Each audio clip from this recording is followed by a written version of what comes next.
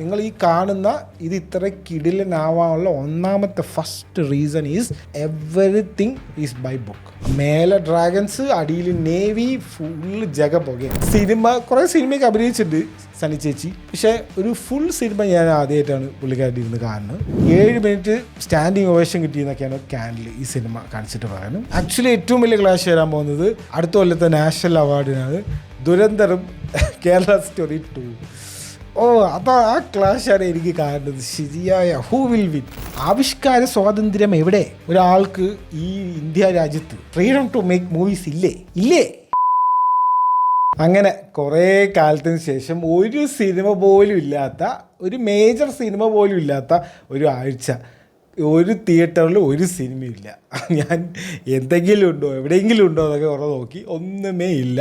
So it was like free week. പക്ഷേ OTTയിലും നമ്മുടെ ബാക്കിയുള്ള സ്ഥലത്തൊക്കെ കിടിലൻ ഒരു അറ്റ് ദ പീക്ക് കുറേ സാധനങ്ങൾ റൺ ചെയ്യുന്നുണ്ട്. നമ്മുടെ നൈറ്റ് ഓഫ് ദി 7 കിങ്ഡം എന്ന് പറഞ്ഞാൽ പൊളി എന്ന് പറഞ്ഞാൽ ഒരു 1.5 പൊളി. 5th എപ്പിസോഡ് ഞാൻ വിചാരിച്ചു ഇങ്ങനെ തന്നെ ഒരു മാരക സംഭവം ആയിരിക്കുന്നത്. അതേപോലെ തന്നെ സംഭവിച്ചു. പിന്നെ ഇൻഡസ്ട്രി ഇപ്പോൾ റൺ ചെയ്തുകൊണ്ടിരിക്കുന്ന HBO തന്നെ ഇൻഡസ്ട്രി എന്ന് പറഞ്ഞൊരു സീരീസ് ഉണ്ട്. സ്റ്റോക്ക് മാർക്കറ്റും ഈ വുൾഫ് ഓഫ് ദി വാൾ സ്ട്രീറ്റിനെ പിടിച്ചിട്ടൊരു കുറച്ച് എന്താ പറയുക, on steroids, wolf of wall street on steroids എന്ന് വിളിക്കാൻ പറ്റുന്ന വേറെ സീരീസാണ് ഇൻഡസ്ട്രി. അതും റൺ ചെയ്യുന്നുണ്ട്. അതും അറ്റ് ദ പീക്കിലെത്തി നിൽക്കുകയാണ്. പിന്നെ കുറേ ഓസ്കർ ടൈമായി. മാർച്ച് 16 20 അങ്ങനെ എന്തോ ആണ് ഓസ്കാർ. സോ ഓസ്കാറിൻ്റെ ഓരോ നോമിനേഷൻസൊക്കെ വന്ന കുറേ സിനിമകൾ OTTയിൽ ഡിജിറ്റൽ റിലീസായിട്ട് വന്നിട്ടുണ്ട്. ഹാംനെറ്റ് ഞാൻ കണ്ടൊരു സിനിമയാണ് ഹാംനെറ്റ്. പിന്നെ ഞാൻ കണ്ടത് നമ്മുടെ ഈ അനുരാഗ് കശ്യപ് ഉണ്ടല്ലോ, അനുരാഗ് കശ്യപിൻ്റെ 2023 ഈ കാൻ ഫിലിം ഫെസ്റ്റിവലിലൊക്കെ പോയി മറ്റേ 7 മിനിറ്റ് സ്റ്റാൻഡിങ് ഒവേഷനൊക്കെ കിട്ടിയ ഒരു സിനിമയുണ്ട്, കെന്നഡി എന്ന് പറഞ്ഞിട്ട്. ആ സിനിമ അവസാനം ഒരു OTT റിലീസിന് വന്നിരിക്കുകയാണ്. ഓക്കെ, പിന്നെ കുറേ ന്യൂസുകളാണ് ഈ ആഴ്ച. നമ്മുടെ കേരള സ്റ്റോറി, ബീഫ് തീറ്റ, അതിൻ്റെ ഒരു കുറേ കോലാഹലങ്ങളുണ്ടായിരുന്നു. പിന്നെ ന്യൂസ് വരുന്നത് കുറേ ട്രെയിലറുകളുണ്ട്. നമ്മുടെ പീക്കി ബ്ലൈൻഡേഴ്സിൻ്റെ ട്രെയിലറുണ്ട്, ഹൗസ് ഓഫ് ദി ഡ്രാഗൻ്റെ ട്രെയിലറുണ്ട്, അങ്ങനത്തെ കുറേ സംഭവങ്ങളുണ്ട്. പിന്നെ കുറേ പുതിയ അനൗൺസ്മെൻ്റ് ഉണ്ട്. കമൽഹാസൻ്റെയും നമ്മുടെ രജനീകാന്തിൻ്റെ പുതിയ സിനിമ വരുന്നു. ടോക്സിക്കിൻ്റെ ഒരു ടീസർ വന്നിട്ടുണ്ടായിരുന്നു. അപ്പോൾ lot of things are happening, but no movies at theatres. Maybe എനിക്ക് തോന്നുന്നു ഈ പരീക്ഷ ആയതുകൊണ്ടാണെന്ന് തോന്നുന്നു, അറിയില്ല. മേ ബി പരീക്ഷ ആയതുകൊണ്ട്, കാരണം അടുത്ത ആഴ്ചയും വലിയ റിലീസുകളൊന്നുമില്ല. അപ്പോൾ ഇനിയല്ല, ഏപ്രിലാണ്. ഏപ്രിൽ 2 തീയതി തൊട്ടാണ് ഈ മേജർ റിലീസുകളൊക്കെ സ്റ്റാർട്ട് ചെയ്യുന്നത്. സോ നമുക്ക് ഫസ്റ്റ് നമ്മുടെ സെഗ്മെൻറ്റിലേക്ക് പോവാം. Reviews of the week. അപ്പോൾ ആദ്യത്തെ നമ്മുടെ main item knight of the 7 kingdom 5ാമത്തെ എപ്പിസോഡ് വരെ ഇറങ്ങി. നാളെ രാവിലെ 6ാമത്തെ എപ്പിസോഡ് ഇറങ്ങും. അതോടുകൂടി തീർന്നു. എനിക്ക് മനസ്സിലാവാഞ്ഞിട്ട് ചോദിക്കുകയാണ്, 30 മിനിറ്റ് 6 എപ്പിസോഡ്. ഞാൻ സത്യം വിചാരിച്ച് ഈ 30 മിനിറ്റ് ആയതുകൊണ്ട് 8 എപ്പിസോഡ് ഉണ്ടാവണമല്ലോ, അതാണല്ലോ ഒരു കണക്ക്, അതാണല്ലോ ഒരു ശീലം. 6 എപ്പിസോഡാ? 30 മിനിറ്റ് 6 എപ്പിസോഡ്, അപ്പോൾ 3 മണിക്കൂറാണ്. ദുരന്തർ സിനിമയുണ്ടല്ലോടാ 3-3.5 മണിക്കൂർ. ഇതെന്താ ഒരു സിനിമനെ പിടിച്ചിട്ട് 5-6 പാർട്ടാക്കിയിട്ട് അത് ആഴ്ചയിൽ ഇറക്കേ. ഞാൻ ഒരുപാട് പറയുന്നില്ല, കാരണം ഇറ്റ് വാസ് സോ ഗുഡ്. അതുകൊണ്ട് ഞാൻ ഒന്നും പറയുന്നില്ല. ഈ എന്തിന് പണ്ട് ആ ലോസ്റ്റും ബാക്കിയുള്ള സാധനങ്ങളൊക്കെ ഫ്രണ്ട്സൊക്കെ എത്ര എപ്പിസോഡാണ് അറിയോ? ഒരു കൊല്ലം, ഒരു 3-4 മാസം ആഴ്ചയിൽ ഓരോ ആഴ്ചയിൽ ഓരോന്ന് വെച്ച് കാണിക്കാവുള്ള അത്രയും കോണ്ടൻറ്റ് പണ്ടൊക്കെ ഉണ്ടായിരുന്നു. ഇപ്പോൾ ഈ സീരീസ് എന്ന് പറഞ്ഞിട്ട് ഒരു സിനിമ പോലെ എടുത്തിട്ട് അതിനെ പിടിച്ച് കട്ട് ചെയ്ത് 5-6 പാർട്ടാക്കിയിട്ട് ഇത് അത്രയും കിടിലനായതുകൊണ്ട് ഞാൻ ഒന്നും പറയുന്നില്ല. എനിക്കതൊക്കെ ആലോചിക്കപ്പെട്ടില്ല വരുന്നുണ്ടെങ്കിൽ. അപ്പോൾ നമുക്ക് കാര്യത്തിലേക്ക് കടന്നു കഴിഞ്ഞാൽ 5ാമത്തെ എപ്പിസോഡ് നമ്മൾക്ക് അറിയായിരുന്നു ഇങ്ങനെ ഒരു കാര്യം സംഭവിക്കുന്നത്. ഇത് ഞാൻ കഴിഞ്ഞ എപ്പിസോഡിൽ പറഞ്ഞു എന്ന് തോന്നുന്നു. Something is about to happen if they are going by book.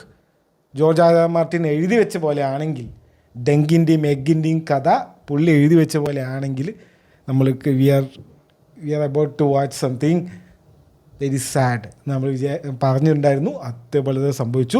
അവസാനം വരെയും ഇനിയിപ്പോൾ ഒരു ബുക്കിൽ എന്തെങ്കിലും മാറ്റുമോ എന്ന് ഒരു ചെറിയൊരു ഇതുണ്ടായിരുന്നു. ഇവർ അങ്ങനെയല്ലേ, അപ്പോൾ സംഭവിക്കുന്നില്ലേ, എന്താണ് എന്നൊരു ഇതുണ്ടായിരുന്നു അവസാനം വരെ. പക്ഷേ they went with book because everything നിങ്ങൾ ഈ കാണുന്ന ഇത് ഇത്ര കിടിലനാവാനുള്ള ഒന്നാമത്തെ first reason is everything is by book. ആ ഗെയിം ഓഫ് ത്രോൺസിൻ്റെ അവസാനത്തെ സീസൺ മോശമാവാനുള്ള കാരണം നിങ്ങൾക്കിപ്പോൾ മനസ്സിലായല്ലോ. ഇറ്റ്സ് ബിക്കോസ് ഈ ചങ്ങായി അതിൻ്റെ എൻഡിങ് എഴുതിയിട്ടില്ല. അതുകൊണ്ട് മാത്രമാണ് അത് ഇത്ര തല്ലിപ്പൊളിയാവാനുള്ള കാരണം. ഇയാളത് എഴുതി ഒന്ന് എന്തെങ്കിലും ചെയ്തിട്ടുണ്ടെങ്കിൽ അല്ലെങ്കിൽ ആശാനെ ഒന്ന് എഴുതിത്താ എന്ന് പറഞ്ഞ് പോയി അത് എഴുതിയിട്ട് പിന്നെ ഷൂട്ട് ചെയ്തിട്ടുണ്ടെങ്കിലും കുറച്ചുകൂടി നന്നാവുമായിരുന്നു ഗെയിം ഓഫ് ത്രോൺസിൻ്റെ കാര്യം. ഇത് വേർഡ് ബൈ വേർഡാണ്. ആ മറ്റേ ഡയലോഗില്ലേ കഴിഞ്ഞ ഫോർത്ത് എപ്പിസോഡിൽ ആ മറ്റേ ഡയലോഗ് ഉണ്ടല്ലോ, എന്താണ് is there any Noble night left, ഈ അങ്ങനെ എന്തോ സംഭവമില്ലേ, ആ ഡയലോഗ് അടക്കം ആ ബുക്കിലുണ്ട്. ആ ഡയലോഗ് വരെ ഞാൻ നമുക്കൊന്നും വായിച്ചിട്ടില്ല, പക്ഷേ അതിൻ്റെ സ്ക്രീൻഷോട്ട് അതിൻ്റെ ഫോട്ടോ എടുത്തിട്ട് ഒരാൾ പോസ്റ്റ് ചെയ്തു, ലൈക്ക് വേർഡ് ബൈ വേർഡ് ആ സംഭവം മൊത്തം അതിലുണ്ട്. അതേപോലെ തന്നെ സംഭവിച്ചു. ഐ എം നോട്ട് സ്പോയിലിങ് എനിത്തിങ്, ഞാൻ സ്പോയിൽ പറഞ്ഞിട്ടില്ല എന്നാണ് എനിക്ക് തോന്നുന്നത്. Go watch it. ഓക്കെ, കുറേ പേർക്ക് ഇപ്പോൾ എക്സാം ആണെന്നൊക്കെ തോന്നുന്നു. അപ്പോൾ എക്സാം കഴിഞ്ഞിട്ടായാലും വായിച്ചാൽ മതി, എക്സാം കഴിഞ്ഞിട്ടായാലും കണ്ടാൽ മതി. ഇറ്റ്സ് ലൈക്ക് നിങ്ങൾക്കൊരു സിനിമ കാണുന്ന അത്ര സമയം കൂടി ഉണ്ടാവില്ല, ഒറ്റയടിക്കിരുന്ന് കാണാം. 3 മണിക്കൂർ കഷ്ടിച്ചേ ഉള്ളൂ. ഓക്കെ, പേരെഴുത്തും മറ്റേതൊക്കെ കഴിഞ്ഞ് കഴിഞ്ഞാൽ കറക്റ്റ് ഒരു 3 മണിക്കൂർ കാണാനുള്ളതേ ഉള്ളൂ. 6 എപ്പിസോഡ് കഴിഞ്ഞു, നാളെയാണ് ഫിനാലെ. എനിക്കത് വിശ്വസിക്കാൻ പറ്റില്ല. ഞാൻ കഴിഞ്ഞ ആഴ്ച ഞാൻ പറഞ്ഞു 8 എപ്പിസോഡ്, അപ്പോൾ ഒരു ആൾ കമൻറ്റ് ചെയ്തത് 6 എപ്പിസോഡല്ലേ ഉള്ളൂ. ചോദിച്ചാൽ അപ്പോൾ 6 എപ്പിസോഡായി, 3 മണിക്കൂറായി, അങ്ങനെയൊന്നും ആയിരിക്കില്ല എന്ന് പറഞ്ഞിട്ട് എടുത്ത് നോക്കിയപ്പോഴാണ് എന്തിട്ടൊരാ ഒരിക്കൽ വൈ. അപ്പോൾ ഇപ്പം എന്താ നടക്കുന്നത്, നമ്മുടെ എഗ്ഗ് ആരാന്ന് മനസ്സിലായല്ലോ. എഗ്ഗാണ് എയ്ഗോൺ ടാർഗേരിയൻ എന്ന് പറഞ്ഞിട്ടുള്ള അടുത്ത രാജാവ്. ഈ മെയ്ക്കർ എന്ന് പറഞ്ഞിട്ടുള്ള ടാർഗേരിയൻ, ആ ഒരു മുടി ഇങ്ങനെ സൈഡിലേക്ക് ചീവിച്ചൊരു വെള്ള മുടി ആയിട്ടൊരു ആളുണ്ടല്ലോ, അയാളുടെ 4ാമത്തെ മകനാണ് നമ്മുടെ എഗ്ഗ്. ഓക്കെ, അത് ഓൾറെഡി എസ്റ്റാബ്ലിഷ് ചെയ്ത 3ാമത്തെ എപ്പിസോഡിൽ തന്നെ എസ്റ്റാബ്ലിഷ് ചെയ്ത കാര്യമാണ്. അപ്പോൾ ഇയാളുടെ 3ാമത്തെ മകനാണ് നമ്മുടെ ഈ മെയ്ക്കറിൻ്റെ എഗ്ഗിൻ്റെ അച്ഛൻ്റെ 3ാമത്തെ മകനാണ് നമ്മുടെ ഗെയിം ഓഫ് ത്രോൺസിൽ ആ വാളിൻ്റെ അവിടെ പോയിട്ട് ഒരു ചങ്ങായി ഉണ്ടല്ലോ, എന്താണ് എയ്മൻ ടാർഗേരിയൻ എന്ന് പറഞ്ഞിട്ട് ആ കഥയൊക്കെ പറഞ്ഞു കൊടുക്കുന്ന ഒരു അപ്പൂപ്പൻ, നമ്മുടെ ജോൺ സ്നോൺ, പുള്ളിക്കാരനാണ് അത് എഗ്ഗിൻ്റെ തൊട്ട് മേലുള്ള ഏട്ടനാണ്, 3rd. 2nd ഏറിയൻ. ഇപ്പോൾ ഫൈറ്റിൽ ഈ ഇവനാണുള്ള ഈ പ്രശ്നം മുഴുവൻ ഉണ്ടാകാൻ കാരണം ഏരിയൻ. അപ്പോൾ ഏരിയനാണ് 2nd സൺ. ഓക്കെ, മറ്റേ അലമ്പനല്ല, മീൻസ് റഫായിട്ടുള്ള ചങ്ങായി. അത് ഒറ്റയ്ക്കൊന്നും ചെയ്യാൻ വയ്യ, എന്നാൽ എല്ലാം ചെയ്യും വേണം, അങ്ങനത്തെ ഉള്ള ഒരു ചങ്ങായില്ലേ, വില്ലനെ പോലെ ഉള്ളടുത്ത്. So he's Aerion. സോ ഇതാണ് ആ ഒരു ഫാമിലി ട്രീ. ഇനി ഇവിടെ നിന്നാണ് നമ്മൾ ഗെയിം ഓഫ് ത്രോൺസിലേക്ക് പോകുമ്പോൾ എയ്മണ്ട് ഈ 3ാമത്തെ സിറ്റഡലിലേക്ക് പോയി എന്നൊരു ഡയലോഗ് പറയുന്നുണ്ട്. സോ അതാണ് കണക്ഷൻ.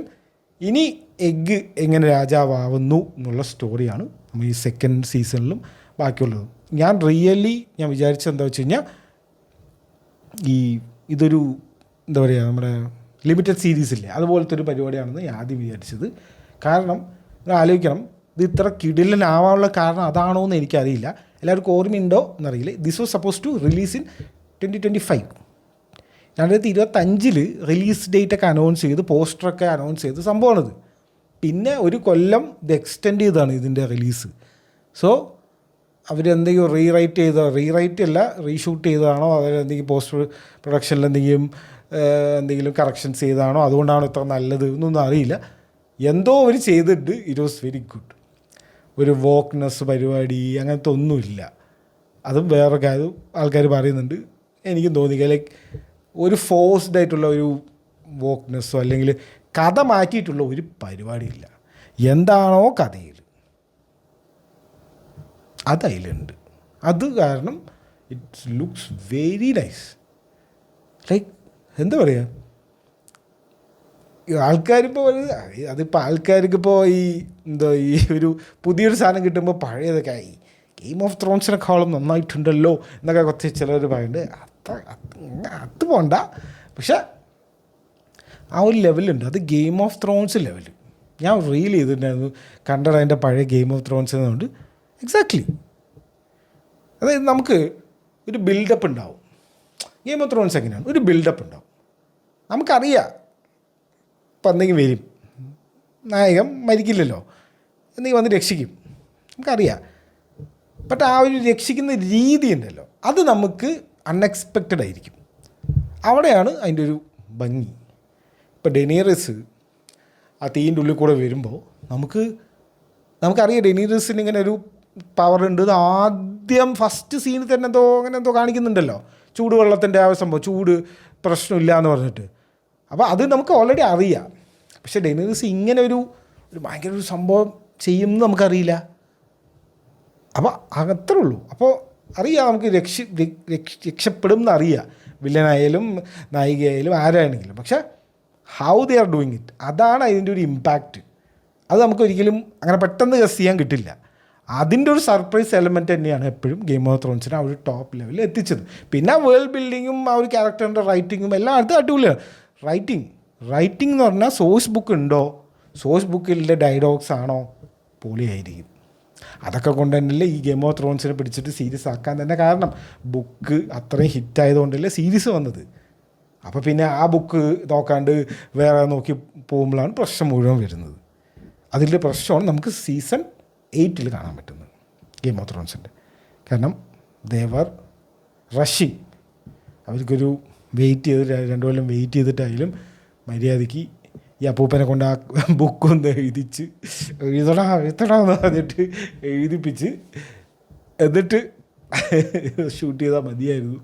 പക്ഷേ ഇറ്റ്സ് ഷോ ബിസിനസ്, അപ്പോൾ ഇങ്ങനെയൊക്കെ സംഭവിക്കും. ഇതൊരു ആക്ച്വലി ഗെയിം ഓഫ് ത്രോൺസ് ഒരു വീക്കായിരുന്നു. വേറൊരു മേജർ കാര്യം സംഭവിച്ചു. നമ്മുടെ ഹൗസ് ഓഫ് ദി ഡ്രാഗൻ്റെ ടീസർ, 3rd സീസണിൻ്റെ ടീസർ ഇറങ്ങിയിട്ടുണ്ട്. അതായത് ഇപ്പോൾ ഒന്നാമത്തെ കാര്യം, കുറേ പേർക്ക് അത് മറന്നേ പോയിട്ടുണ്ട്. എനിക്ക് തന്നെ മറന്നു, അയ്യോ എവിടെയാണ് നിർത്തിയതെന്ന് എനിക്ക് തന്നെ ഓർമ്മയില്ല.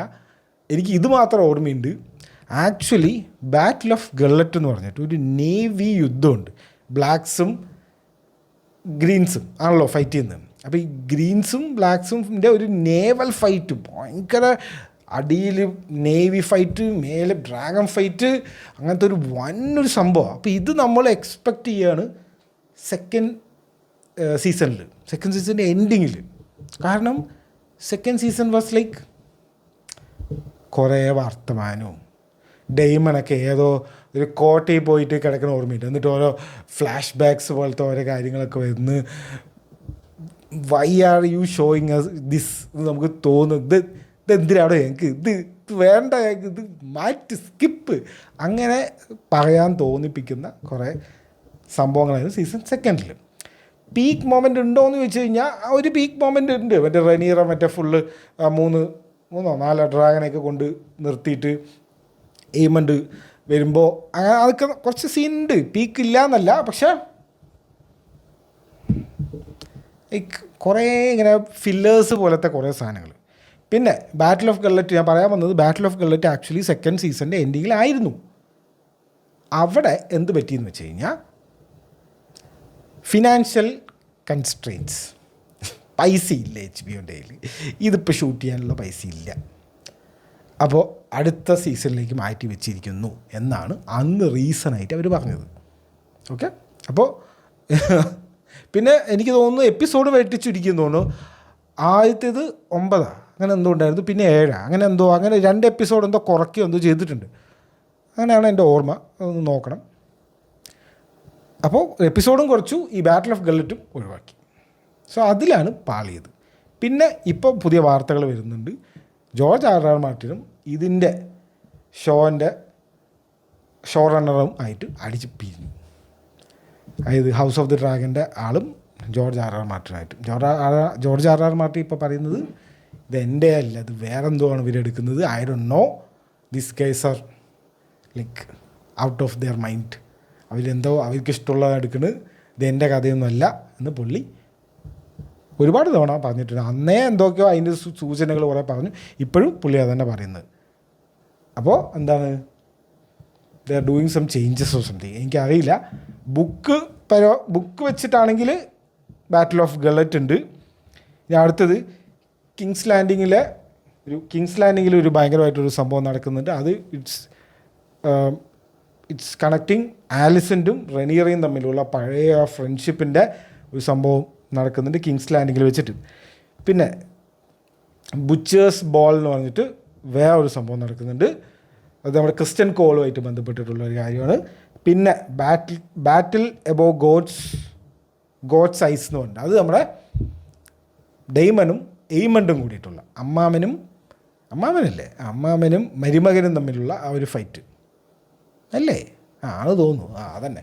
അപ്പോൾ അത് പക്ഷേ എനിക്ക് തോന്നുന്നു അത് ഇതിലുണ്ടാവില്ല. അത് ഇറ്റ്സ് കൈൻഡ് ഓഫ് എൻഡിങ്. അപ്പോൾ അത് എനിക്ക് തോന്നുന്നു അടുത്ത സീസണിലായിരിക്കും തോന്നുന്നുണ്ട്. ഇതിലെന്തായാലും ബാറ്റിൽ ഓഫ് ഗില്ലറ്റ് ഉണ്ട്. അതിൻ്റെ ഒരുപാട് സീൻസൊക്കെ കാണിക്കുന്നുണ്ട്.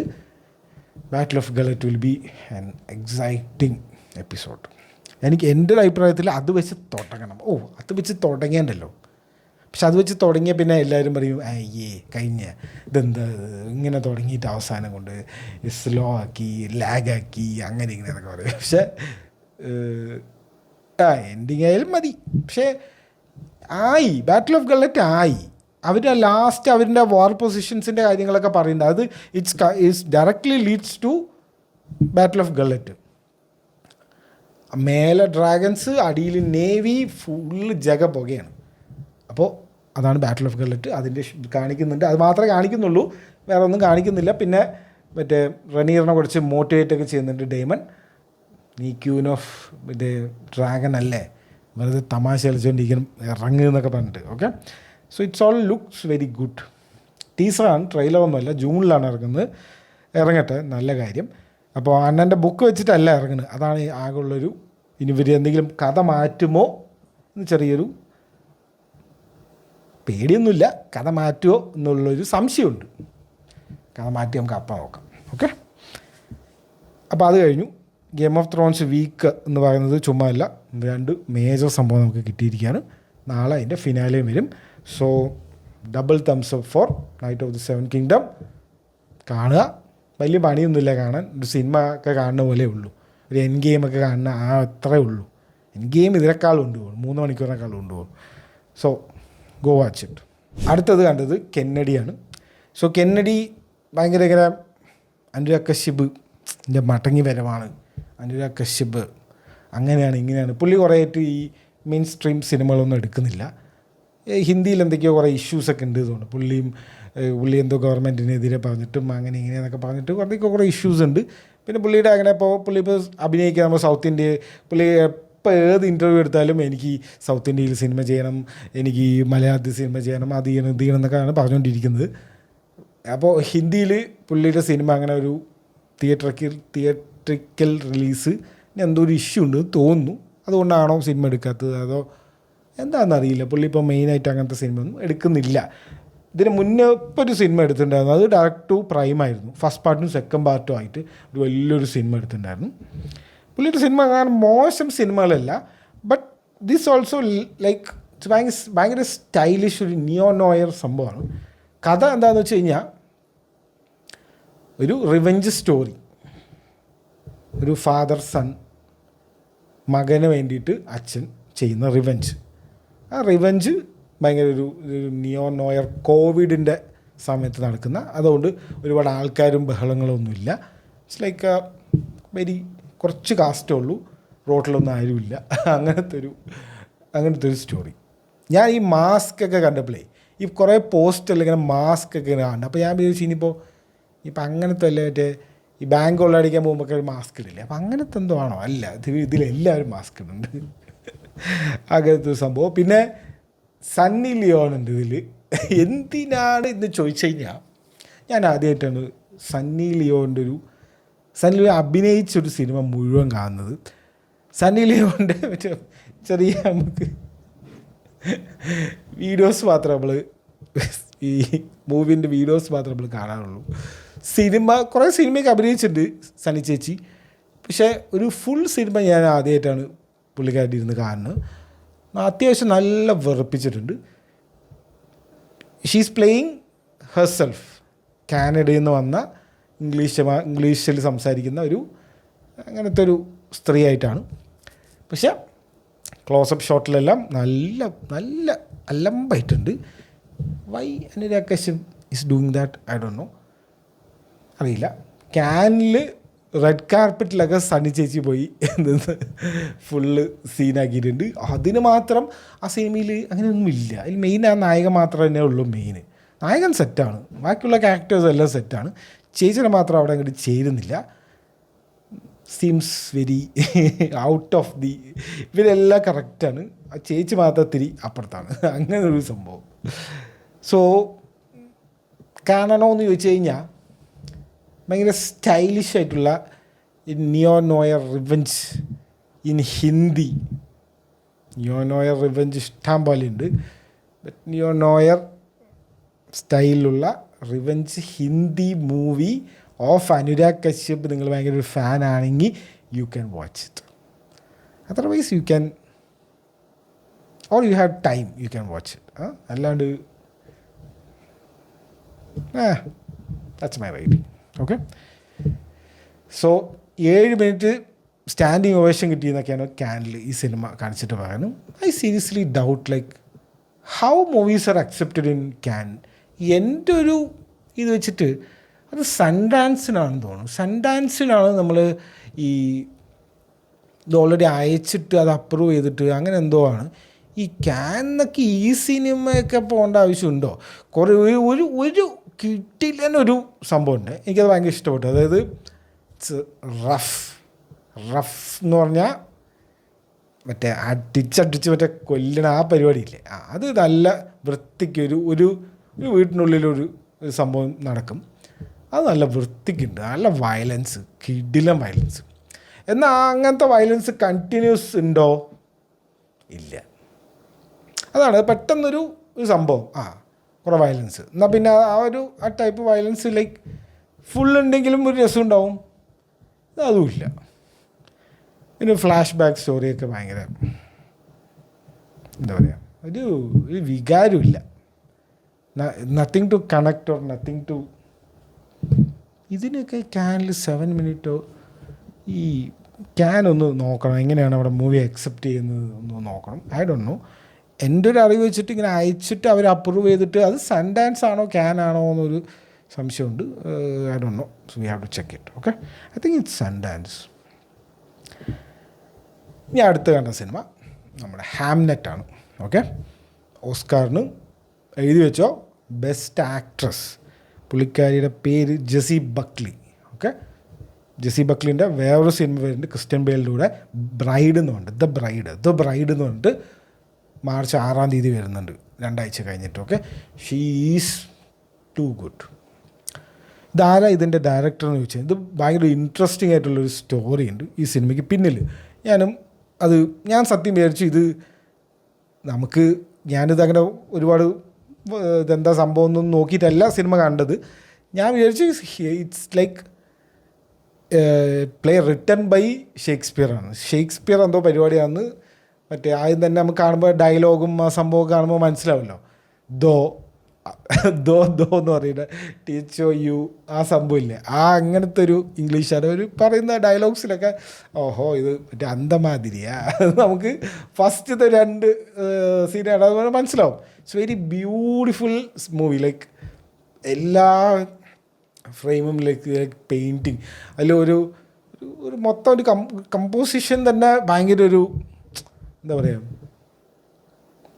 ഒരു ഡ്രീമി പ്ലേസ് പോലത്തെ അങ്ങനത്തെ ഒരു സംഭവം. അതുപോലെ തന്നെ എൻ്റെ ഒരു മൂഡ് മാറും. ആ മൂഡ് മാറുമ്പോൾ തന്നെ അതിനനുസരിച്ച് ആ മൊത്തം സെറ്റിംഗ് എല്ലാം ഒരു ഡാർക്കാക്കി, അങ്ങനത്തെ ഒരു മൊത്തത്തിൽ നല്ല ബ്യൂട്ടിഫുൾ ആയിട്ടുണ്ട് സിനിമ. അപ്പോൾ പറഞ്ഞു വന്നത് ഇതിൻ്റെ ഡയറക്ടർ ആരാന്ന് വെച്ച് കഴിഞ്ഞാൽ എറ്റേണൽസ് ഒക്കെ എടുത്ത ക്ലോയി സാവോ ഉണ്ട്. ഇത് നമ്മുടെ ചൈനക്കാരി ഡയറക്ടറില്ലേ, പുള്ളിക്കാരിയാണ്. എനിക്ക് തോന്നുന്നു ക്ലോയിൻ്റെ റിവെഞ്ചാണ് ഇതെന്ന്. Like this movie is so sad. Like sad എന്ന് പറഞ്ഞാൽ ഒന്നാമത് ഒരു ജോണർ ഓഫ് മൂവി എനിക്ക് I hate to the core ഉണ്ടെങ്കിൽ ദാറ്റ്സ് സാഡ് മൂവീസ്. അതായത് എന്തെങ്കിലും ഒരു ഹോപ്പോ ഒന്നുമില്ലാണ്ട് ഈ ഒരുപാട് മറ്റേ സാഡിസ്റ്റിക് ആൾക്കാർ എടുക്കുന്ന കുറേ സാധനങ്ങളുണ്ട്. അവർ എന്തിനാണ് ചെയ്യുന്നത്? Why are you torturing your audience? എനിക്കത് മാത്രമേ ചോദിക്കാനുള്ളൂ. ടോർച്ചറിങ് ഇൻ ദ സെൻസ് നമുക്ക് പല രീതിയിൽ ടോർച്ചർ, കുറേ വയലൻസ് കാണിച്ച് ചോരയൊക്കെ മുഖത്ത് തെറിപ്പിച്ചിട്ട് അങ്ങനെ നമുക്ക് ആൾക്കാരെ പേടിപ്പിക്കുക, ആൾക്കാരെ ടെൻഷൻ അടിപ്പിക്കുക, അങ്ങനെയൊക്കെ ചെയ്യുക. അതൊക്കെ പോട്ടെ, അതൊക്കെ നിങ്ങൾ എന്ത് വേണം ചെയ്തോ. പക്ഷേ ഈ വെറുതെ ഈ കരയിപ്പിച്ച് ഈ മറ്റേ വിഷമിപ്പിച്ച് ആൾക്കാരിനെ ഇല്ലാണ്ടാക്കണ പരിപാടിയില്ലേ. ഞാൻ ആ മറ്റേ സിനിമേൻ്റെ എന്താണ് സപ്തമൻ സാഗരോ എന്താണിത്, ഒരു രുക്മണീൻ്റെ ആ സിനിമ, എനിക്കതിൻ്റെ പേരായില്ല, ആ വലിയ പേരുള്ള സൈഡ് എ സൈഡ് ബി സിനിമ, സപ്തസാഗര ഡച്ചല്ലോ അങ്ങനെ ആ സിനിമ, എനിക്ക് അതാ ഓർമ്മ വന്നു. Like why are you making this movie? ഇത് ഇൻട്രസ്റ്റിംഗ് സ്റ്റോറി ഞാൻ പറഞ്ഞുതരാം. So it will make sense. ഞാൻ ഈ സിനിമ കണ്ടിട്ടാണ് ഞാനിത് നോക്കിയപ്പോഴാണ് ഇങ്ങനൊരു സംഭവം, ഇതിൻ്റെ പിന്നിൽ ഇങ്ങനൊരു കഥയുണ്ടല്ലോ എന്ന് മനസ്സിലായത്. ഞാൻ ആദ്യം വിചാരിച്ചത് ഷേക്സ്പിയറിനെ, ഞാൻ പറഞ്ഞു ഷേക്സ്പിയർ എഴുതിയതാണോ വിചാരിച്ചു, അല്ല. പിന്നെ ഇടയിൽ വെച്ചിട്ട് മനസ്സിലായത് ഇതാണോ ഷേക്സ്പിയർ, ഓഹോ അതായത് is this show about me? ആ ഒരു മൊമെൻ്റായിരുന്നു അത്. ലൈക്ക് ഷേക്സ്പിയറിൻ്റെ സ്റ്റോറിയാണത്, ഷേക്സ്പിയർ എഴുതിയതല്ല. ഓക്കെ. ഹാംലെറ്റ് എന്ന് പറഞ്ഞിട്ട് പുള്ളിക്കാരനൊരു മകനുണ്ട്. ഓക്കെ. പുള്ളിക്കാരൻ്റെ ഭാര്യൻ്റെ പേര് ആഗ്നസ് എന്നാണ്. ഷേക്സ്പിയറിൻ്റെ കഥയാണ് പറയുന്നത്. പുള്ളിക്കാരൻ്റെ മകൻ ചെറുപ്പത്തിൽ തന്നെ മരിച്ചു. ഓക്കെ. മരിച്ചപ്പോൾ പുള്ളിക്കാരൻ ഭാര്യനെയൊക്കെ ഉപേക്ഷിച്ച് ലണ്ടനിലേക്ക് പോവും. അവിടെ പോയി വലിയ ഫേമസായി, വലിയ ആളായി, ഭാര്യനെയൊക്കെ എന്ന് പറഞ്ഞിട്ട് ഒഴിവാക്കിയിട്ട് ഭാര്യനെ ഫോഴ്സ് ചെയ്ത് കല്യാണം കഴിച്ചതാണ് എന്നൊക്കെ പറഞ്ഞിട്ട് കുറേ കഥകളുണ്ട്. അപ്പോൾ മാഗി ഓ ഫെറൽ എന്ന് പറഞ്ഞിട്ടുള്ള ഒരു ഓത്തർ ഇതിനെക്കുറിച്ച് അന്വേഷിക്കുകയും she is curious about life of William Shakespeare. Okay.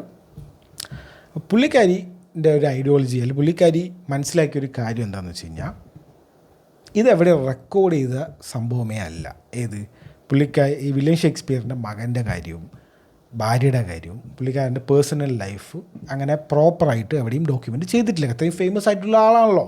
ഇയാളുടെ എഴുതിയ സ്റ്റോറീസും പോയംസും ബാക്കിയുള്ളതൊക്കെ അമ്മാതിരി ഫേമസ് ആണ്. സോ ഇങ്ങനൊരു ഫേമസ് ആയിട്ടുള്ളൊരു ഓത്തർ ഉണ്ടെങ്കിൽ അയാളുടെ കാര്യങ്ങൾ, പേഴ്സണൽ ലൈഫ്, ഇപ്പൊക്കെ ആണെങ്കിൽ പുട്ടും കടലയാണോ ഇഷ്ടം, പഴവും മറ്റേതാണോ ഇഷ്ടം എന്നൊക്കെ പറഞ്ഞിട്ട് അമ്മാതിരി ഈ കാര്യങ്ങൾ വരെ എല്ലാവർക്കും അറിയാം. അപ്പോൾ ആ കാലത്ത് പോലും, എന്നിട്ട് ഇത്രയും ഫേമസ് ആയിട്ട് പോലും, ആ കാലത്ത് ഇപ്പോൾ ഒരുപാട് ഫേമസ് ആയിട്ടുള്ള ആൾക്കാരുണ്ടോ? ഇല്ല.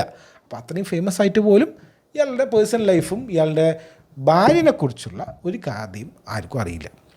ഒരു കാര്യം അറിയാം, ഭാര്യയ്ക്ക് വയസ്സ് കൂടുതലായിരുന്നു വില്യം ഷേക്സ്പിയറിനേക്കാളും. അപ്പോൾ അതുകൊണ്ടാണോ എന്നറിയില്ല, ഒരു നെറേറ്റീവ് ഉണ്ട്, ഈ ഭാര്യനെ നിർബന്ധിച്ച് കല്യാണം കഴിപ്പിച്ചതാണ്. ഭാര്യ was pregnant when they married. അപ്പോൾ എന്തോ ഒരു പ്രഗ്നൻ്റ് ആയിട്ട് ഭാര്യ തലയിലായതാണ്, അങ്ങനെയൊക്കെ പറഞ്ഞിട്ടൊരു നെറേറ്റീവ് ഓൾറെഡി ഉണ്ട്.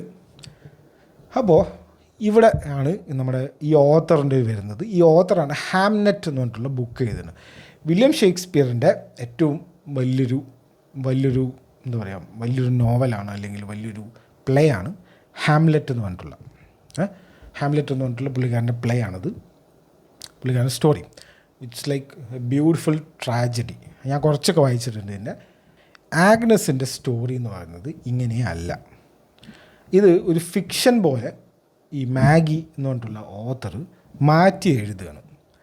ഇതാണോ സത്യം എന്ന് ചോദിച്ചു കഴിഞ്ഞാൽ അല്ല. പക്ഷെ പുള്ളിക്കാരിക്ക് പറയാൻ കുറേ റീസൺസ് ഉണ്ട്. ഓക്കെ. ഹാംനെറ്റ് എന്ന് പറഞ്ഞിട്ടുള്ള ചെറിയ പയ്യൻ മരിച്ചു എന്ന് പറഞ്ഞില്ല, വില്യം ഷേക്സ്പിയറിൻ്റെ മകൻ. അവർ ഇരട്ടകളായിരുന്നു, ഒരു ആൺകുട്ടിയും ഒരു പെൺകുട്ടിയും. അപ്പം ഇതേപോലെ വില്യം ഷേക്സ്പിയറിൻ്റെ പല നോവലുകളും ദ കോമഡി ഗോട്ട്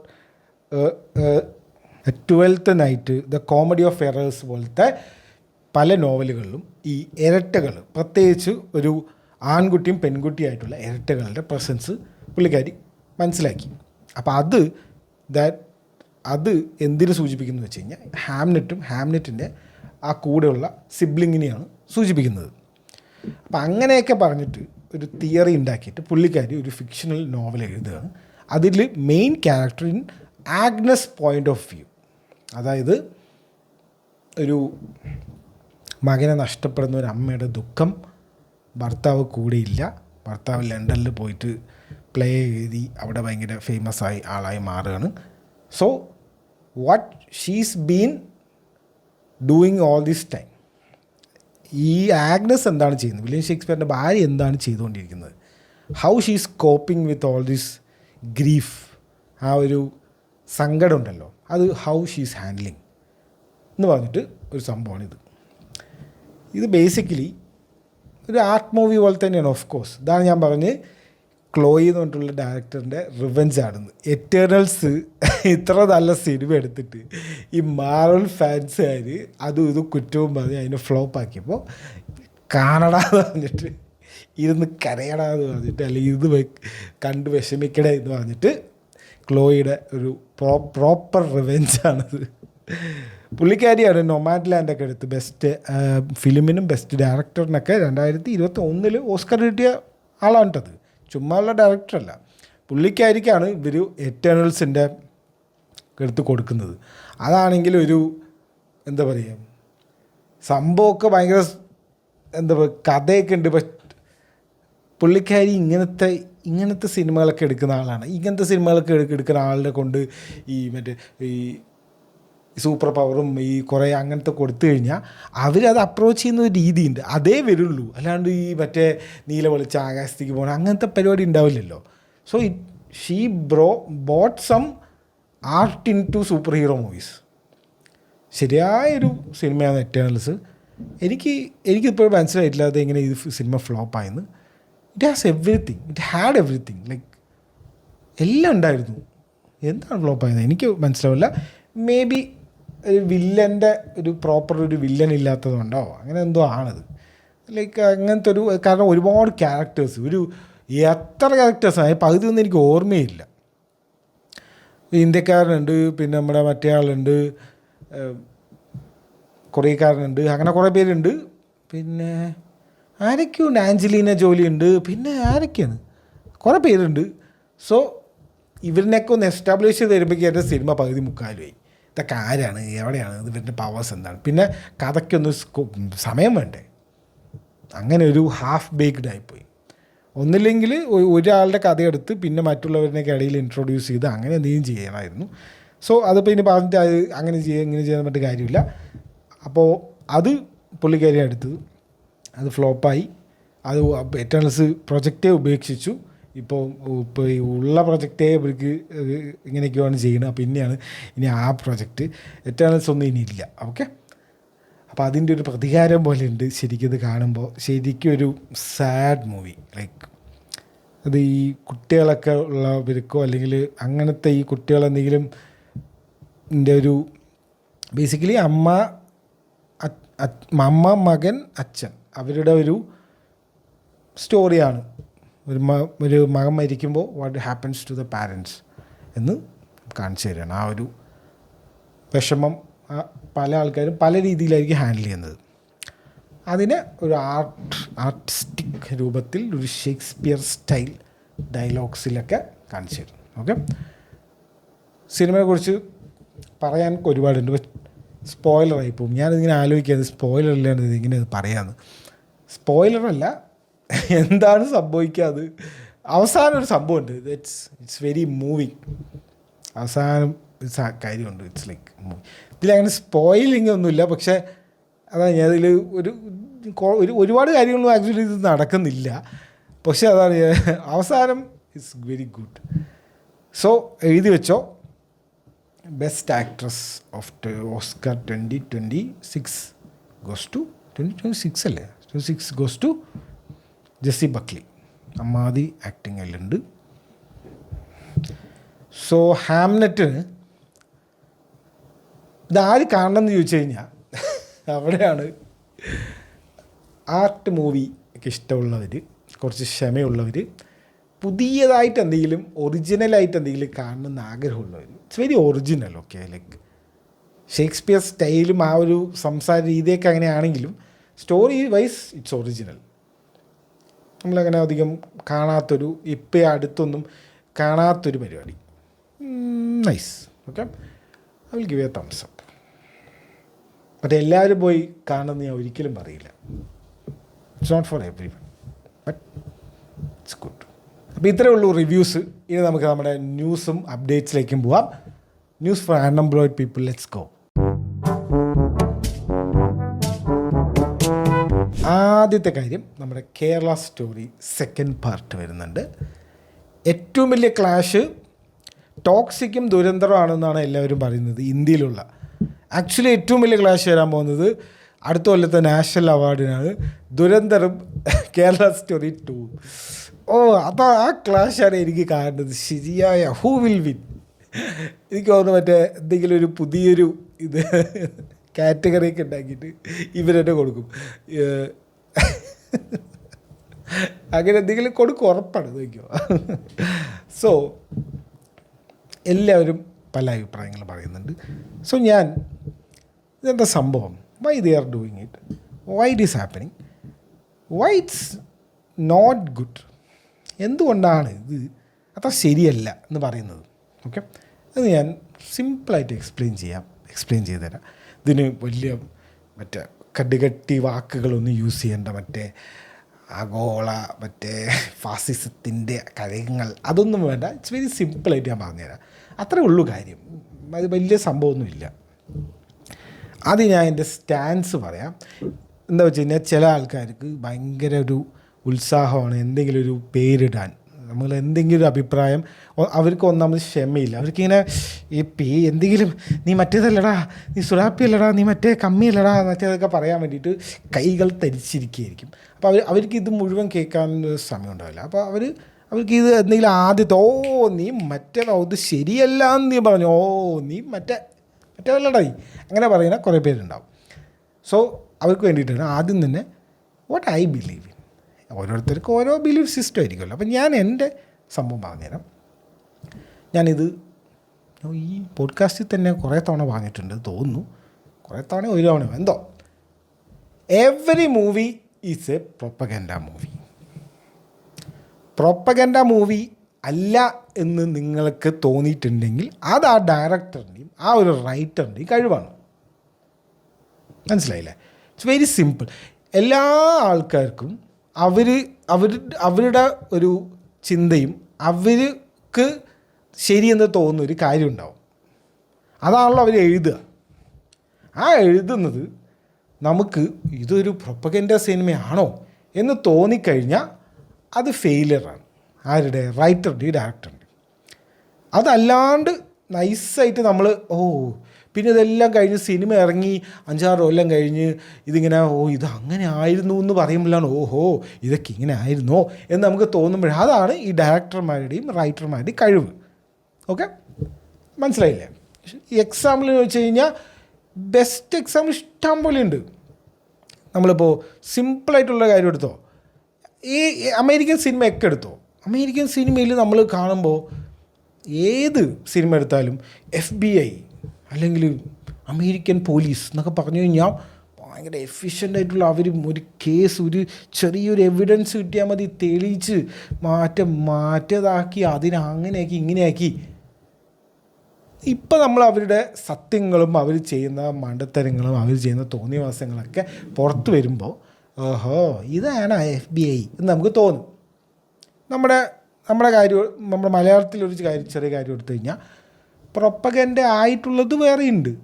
ഓക്കെ, ഇപ്പോൾ മെക്സിക്കൻ അപാരത, CIA, അതെല്ലാം കമ്മ്യൂണിസ്റ്റ് ഐഡിയോളജിയിൽ പറയുന്ന, അത് പ്രൊമോട്ട് ചെയ്യുന്ന സിനിമകളാണ്.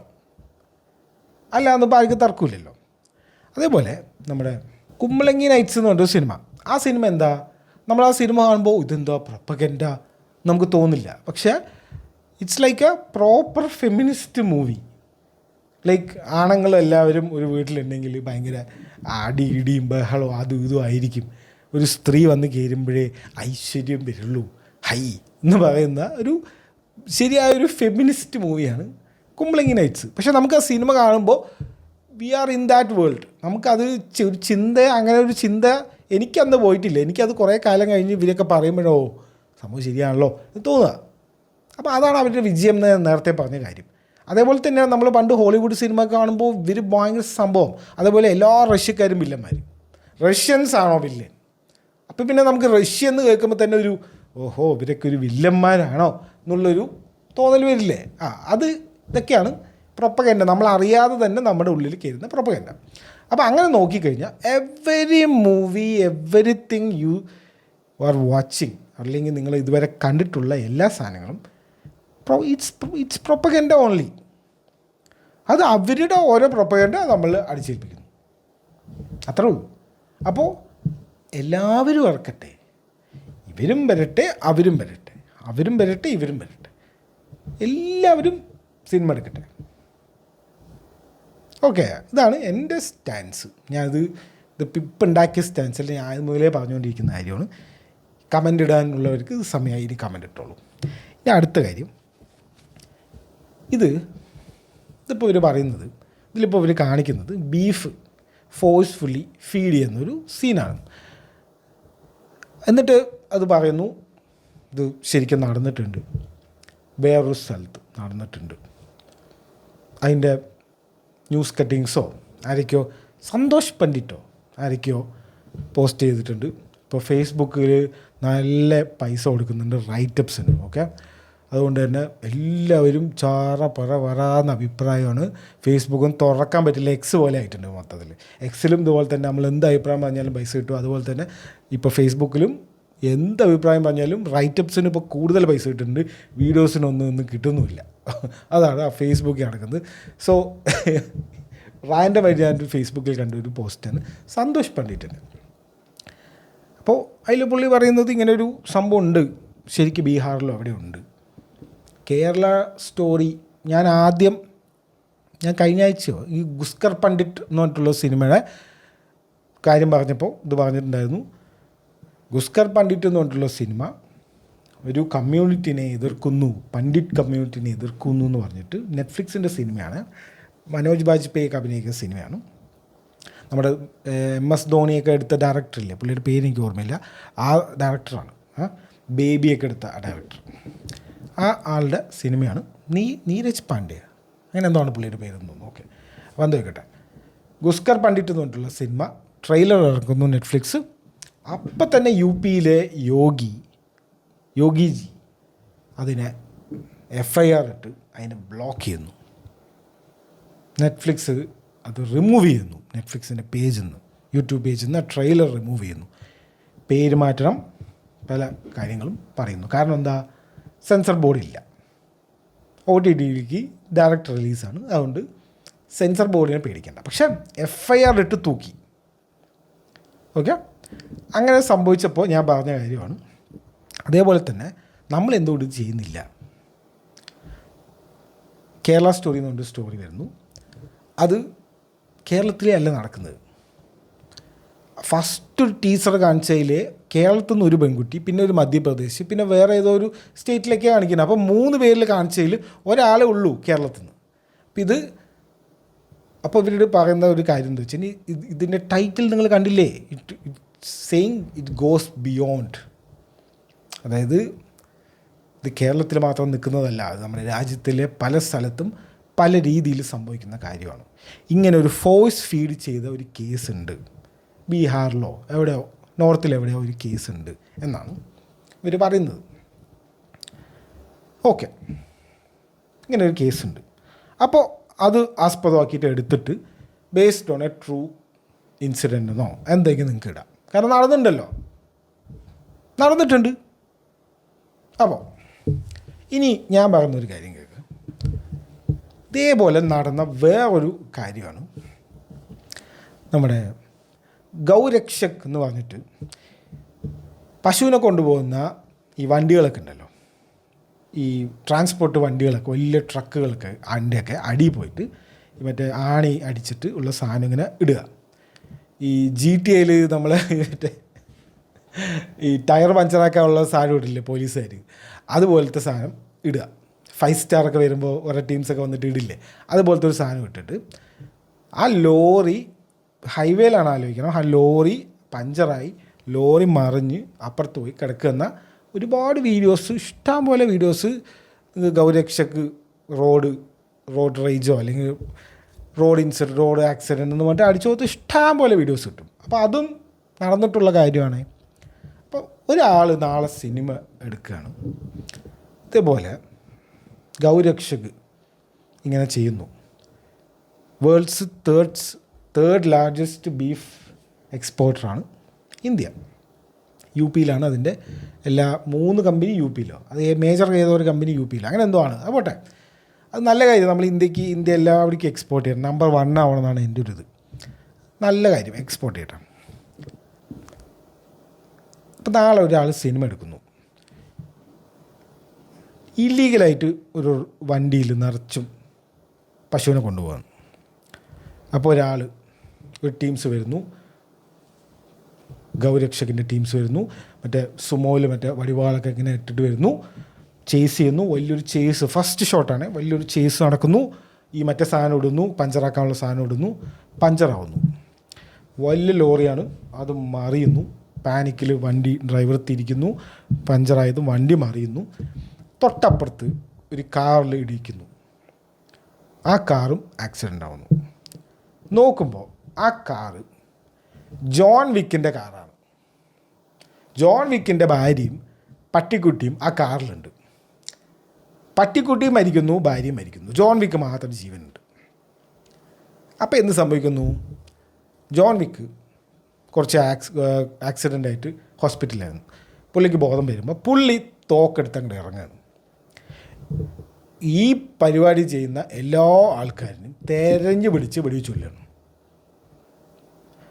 ഓക്കെ, അന്ന് ആരൊക്കെ ചെയ്തു, അന്ന് ഇതാരാ ഓർഡർ ഇട്ടത്, ഓക്കെ, ഇങ്ങനെ ഒരു വണ്ടി ഇവിടെ പോകുന്നുണ്ട് എന്ന് ആരാ വിളിച്ച് പറഞ്ഞത്, ഫാക്ടറിയിൽ നിന്ന് ആരെങ്കിലും ഒറ്റ കൊടുത്തതാണോ, അവിടെ തൊട്ട് ഫാക്ടറിൻ്റെ ഓർഡറിന് തൊട്ട് ഈ ആൾക്കാരെ മുഴുവൻ വെടിവെച്ചൊല്ലുന്നു. അപ്പം അങ്ങനെ ഒരു സിനിമ നാളെ ഒരാൾ എടുത്തു കഴിഞ്ഞാൽ അതും ബേസ്ഡ് ഓൺ റിയൽ സ്റ്റോറിയാണ്. ഇതും ബേസ്ഡ് ഓൺ ഇപ്പം നമ്മൾ പറഞ്ഞ ഫോഴ്സ്ഫുള്ളി ബീഫ് ഫീഡ് ചെയ്യുന്നതും റിയൽ സ്റ്റോറിയാണ്. അപ്പോൾ ഈ John Wick Indian edition censor ബോർഡുകാർ റിലീസ് ചെയ്യാൻ സമ്മതിക്കോ ഇല്ലയോ? ഒറ്റ ചോദ്യം. സമ്മതിക്കുമോ ഇല്ലയോ? അതും നടന്ന കാര്യം, ഇത് നടന്ന കാര്യം. ഇത് റിലീസ് ചെയ്തോട്ടെ, ഇതും റിലീസ് ചെയ്തോട്ടെ. അങ്ങനെയല്ലേ? ആവിഷ്കാര സ്വാതന്ത്ര്യം എവിടെ?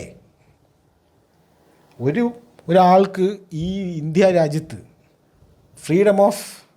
ഫ്രീഡം ടു മേക്ക് മൂവീസ് ഇല്ലേ? ഉണ്ട്. Freedom of expression, freedom of speech എല്ലാം ഉണ്ട്.